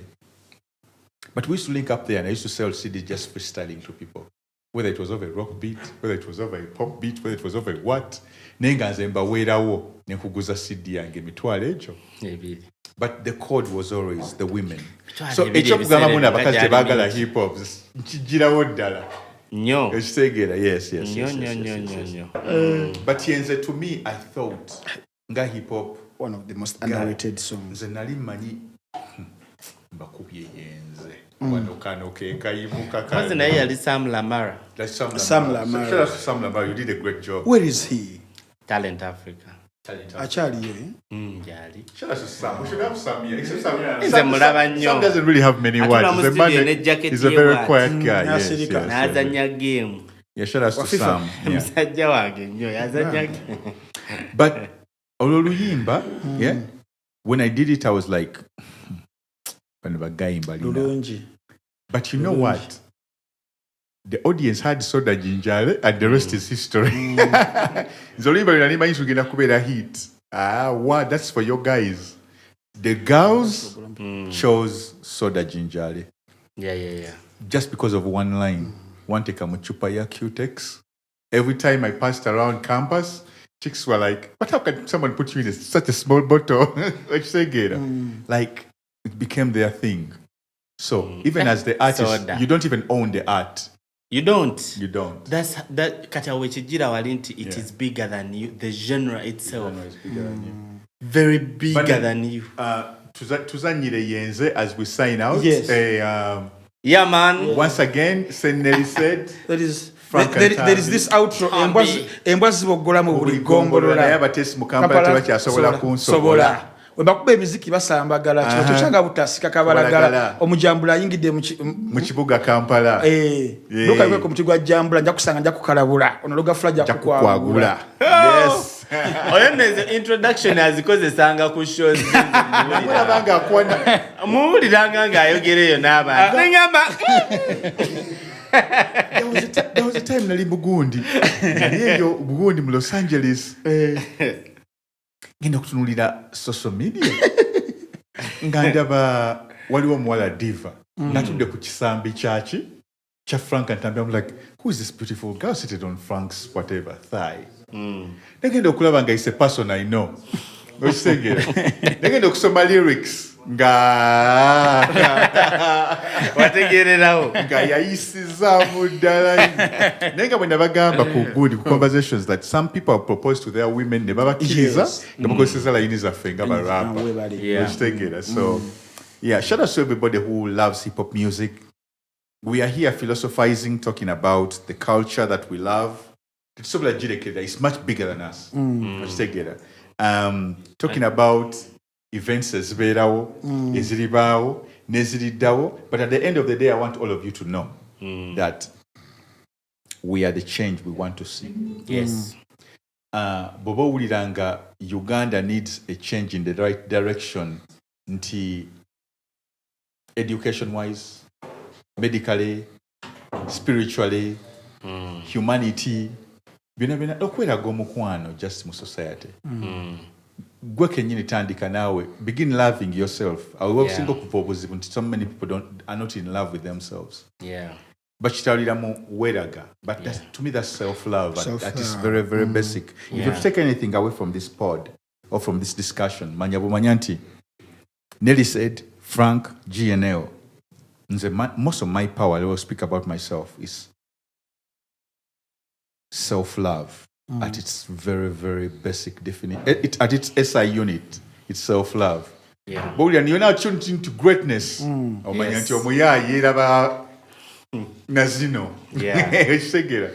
I can never speak negative about myself. Me too. G, before you leave, that freestyle you last dropped, what are you joking? Which one? Toronto. That's Toronto. Canada. But did people get that line of Ayabaita Kumutwe? My goodness. Every Toronto. Canada. Chebaita lyricists. Yeah, man. Lyricists totekeddwa kubeera nga buli omu alina okutegeera. We have to decipher. Waliwo abantu abalina okutegeera after years. Yes. Nze nkubuulira. Zola asali nnyo faani wa Bobby. N'ennyimba ze nzitegedde after years. Oba okitegeera kati ye lyricist. Nze olaba nange ne Bobby omuzibu kubanga yamadaringako barapa babiri. Gwe omumanyi yabatta omumanyi yabatta yabasiika yamukwata bwati ku luyimba lwe oyo bagamba Eminem man on your own shit yakwata guy bwati namugamba so Nakati. It's very hard to murder a rapper. It's very hard to murder a rapper. Very hard.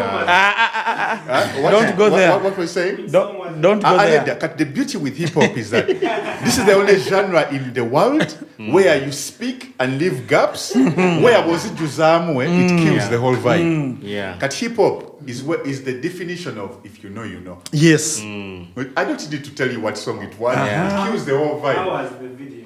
No. How was the video? Katiba could be there. Waloneka mimu akagamba. If I want to explain it, my head will be headaching me. Yeah, it will be headaching me. Kubaka chobo manya. Nga tuza mu luzungu. Katalekeka. Yeah man. Muve mubikwate nti hip hop yatandikira mu New York. Njeka nambaze ku muliro gw'abajjajja. Waliwo abasajja nga batontomi. Because Africa came before America. Yeah.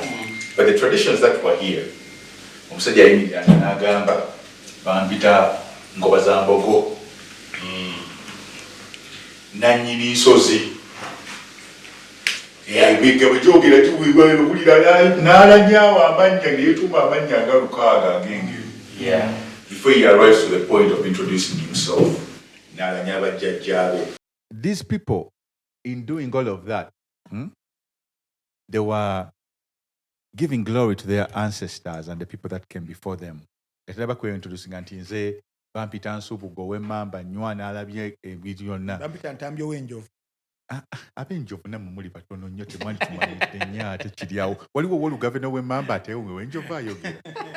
Mulindeko tumalirize. Akakira kammwe katono.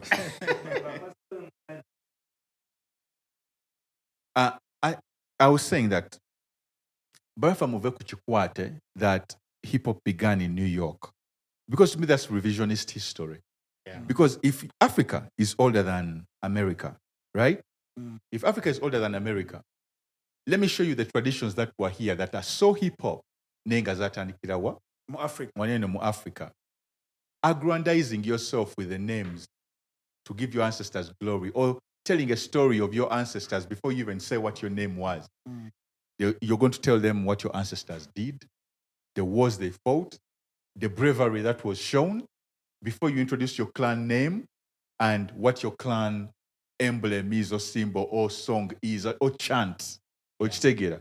To me, that's so hip hop because the rapper is going to tell you, come from this block. On this block, this is what we do.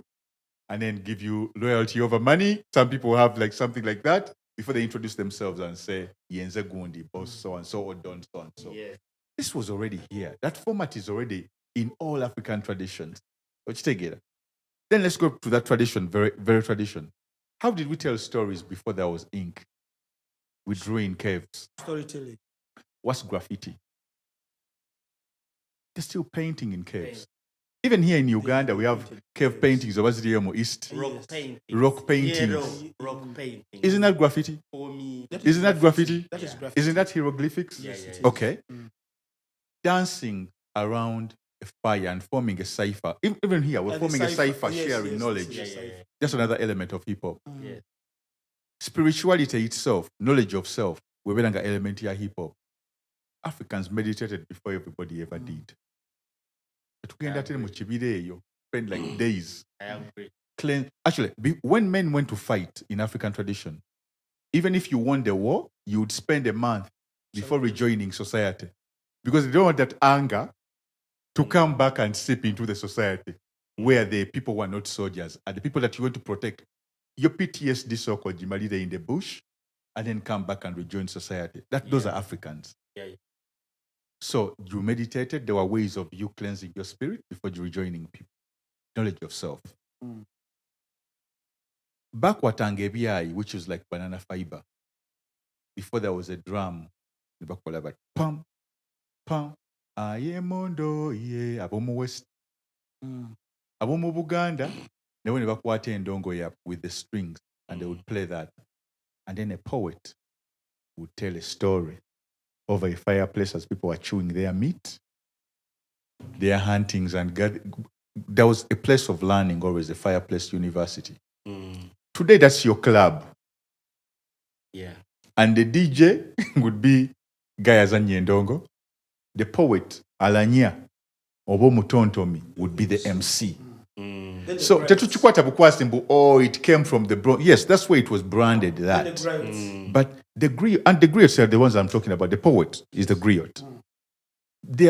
People in Mali have songs that are 10,000 years old. Yeah. They tell you that Buganda as a kingdom is 900 something years old. Waliwo oli ennyimba nga zikubulira Ssekabaka okuva ku kintu paka.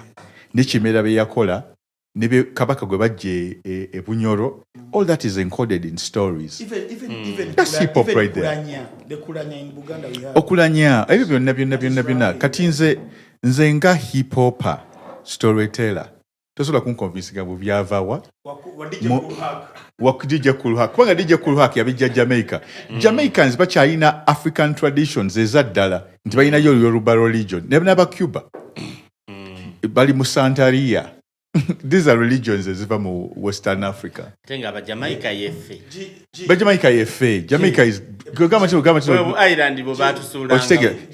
But to drive the whole story ojukomyawo waka. Waliwo instruments nga guitar oba banjo. Nga waliwo instruments mu West Africa is already stringed instruments za dungu ezo zikora zaani. Zizizala guitar. Yeah. So you cannot tell me that, okay, jazz is an American brand. Even hip hop is an American brand. But if you look at the strings, zonna connecting one to the source. Okitegera. Yeah. So, tosobola kungamba nti no wanene awazaala tradition ezezo zonna ez'okwogera, okulanya, poetry, meditation, ekibi eky'okuyimba, okuzina, graffiti, zonna nongamba nti ate this land was not designed for hip hop. That inspired your Spear album. No, not Spear. This inspired my KOYIKOYI album. Because KOYIKOYI album, today, KOYIKOYI album bangamba, waneeno abayimba boogera tebalitunda. Wano wabaraga. Tuzeyo kati. Hip hop is back to where before KOYIKOYI was. Ngabagamba, that music will never sell in this country. Nembagamba, in this place, omuli abatontomi. Ngate, I'm doing the same language. You tell me I will never sell. Let me remind you, let me show you that Nejajawa tegere chigambo KOYIKOYI. I made that a chorus. I reminded you of your... What? I don't get it. But it's hidden in plain sight. Hip hop. You can't tell me that this land, ngane tradition zayo zonna ziri written mu mibala. But it's not designed for hip hop. Let me give you mubala gwange kale. Kuguna omulundi gwe najja ogwasembayo when I was reincarnated. Kwa nagamba nakajja mu nseno. I'm a shapeshifter. But when nzija on earth, nga ye location ensuddewo nga mpise mu poto nengwa ku earth. Ate abo bali mu fantasy nabo ba clown. Eri tutambulira mu ba shapeshifter. Ba shapeshifter mu nebula ya Zamba land. Kati mubayita bachwezi. But I've been here like 828 times. Kale nerabiramu oluusi.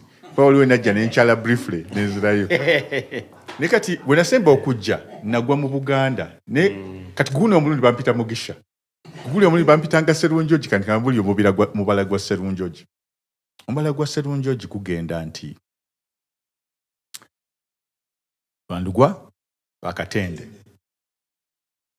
Babirya bwabiboza. Serukulu lengejja simanyi lulingwira. Bwompa akawalaako ng'ebbanja liwedde. Ogwo gwe mubala gw'aboolugave. But did you hear rhythm? Mwabadde mu rhythm mu kyenjogera. Yeah. There's a story in there. There is humor ate nga nkwana. Ndifa aboolugave mpa buwika wala. Sikyakubanja. Okitegera mulimu what? So how can you tell me that what's hidden in plain sight that this land is not hip hop? Nganze nkiraba kale tukitwalirawo tuli naye nga nebwe nagambye nti hip hop is misdiagnosed, misanalyzed, misunderstood or misoverstood. And we are here at Baboon Forest Entertainment analyzing, philosophizing, and dissecting history to get to the truth. Because hip-hop is truth. When we're truly mazima. We are calling everybody back to the fireplace university, to the water, to the stream of consciousness. Twejjukanye. Kwanza nalisina mu nebula eya Zambaland nga spaceship tenansuula waneeno. Bansindikanga waliwo papa seemu yokka. Kujjukiza everybody their greatness. So when I say greatness of no limits, so get a kunzenzeka, but it is a philosophy that if you follow it, the infinite universe opens its doors and dimensions to you. Yeah, the space is Baboon Forest Entertainment. Hip hop is what we discuss. It's our passion. It's our culture. It's a place where artists grow. Thank you very much for coming, ladies and gentlemen. Said Nelly-Sade, Frank Ntambi, GNL Zamba. Mr. Content Chapa Kubuli Continent or Baboon Forest Entertainment. Nsimbi Tulye Lupiazitta. Ekintu kigwera mu bumbi ku bank statement. Na ibo mpayo just one moment. Nkulaga siri just great, but that you and I can be magnificent. Subscribe, follow the story, follow these gentlemen. Let's keep on seeding good seeds of humanity. Seeds of community. Kijaba cha uliaza amanya. A rapper like Nelly-Sade okuva ku set. Yedo nga tatuwaddeyo ka freestyle. Tuli baana ba wano mu mateeka baatuzaalira wano ne twavula ne tuyenga enfuufu mu lujja lwa wano. Bwe twetengereranga baatugambanga yita wano ng'owakabi mu dduulwa wangula obugoba butaano. Kakebe bwe twasambanga nga bangi badduka mu mateeka wali olina okuvaawo ne weekweka nga teppo nga munno bwakunoonya n'obulanga boogera nti Saint Nelly-Sade ako kagobako. Munnange bwe twavaawo nga tutandika okuyimba zino high school obuyimba nga tumayiminga tetwamanya nti byaddala tulifuuka abayimbi kubanga competition nnene wana e Uganda. Tulinga binyonyi saawa zino tuli fly tetukubwa naye nga music yatufuula high fa bakabi ba lyricists we don't try ne bw'ovuma tuvaawo ne Gamba hater bye. Ladies and gentlemen, and on that note, this is where we sign out. Subscribe, follow, like, go to the organization here for again. Build Out Foundation. Build Out Foundation. I'm Frank Ntambi, you money online, and follow me on all of my channels. Episode in Jakubera available for everybody. Shout out to our sponsors, Boston. Our sponsor is a Chupa Sat, Reef HD. Shout out to the team here at Baboon Forest Entertainment, Abakwasiza Production, Producer Green, Amani, yes, Joe, Msajja Wechisoro, and then there is Mr. Lubacho, whose name shall not be mentioned. I never mentioned your name, I promise respect. It's Baboon Forest Entertainment. Sign out, your boy G. Love. Peace and love. Tubagalanyo.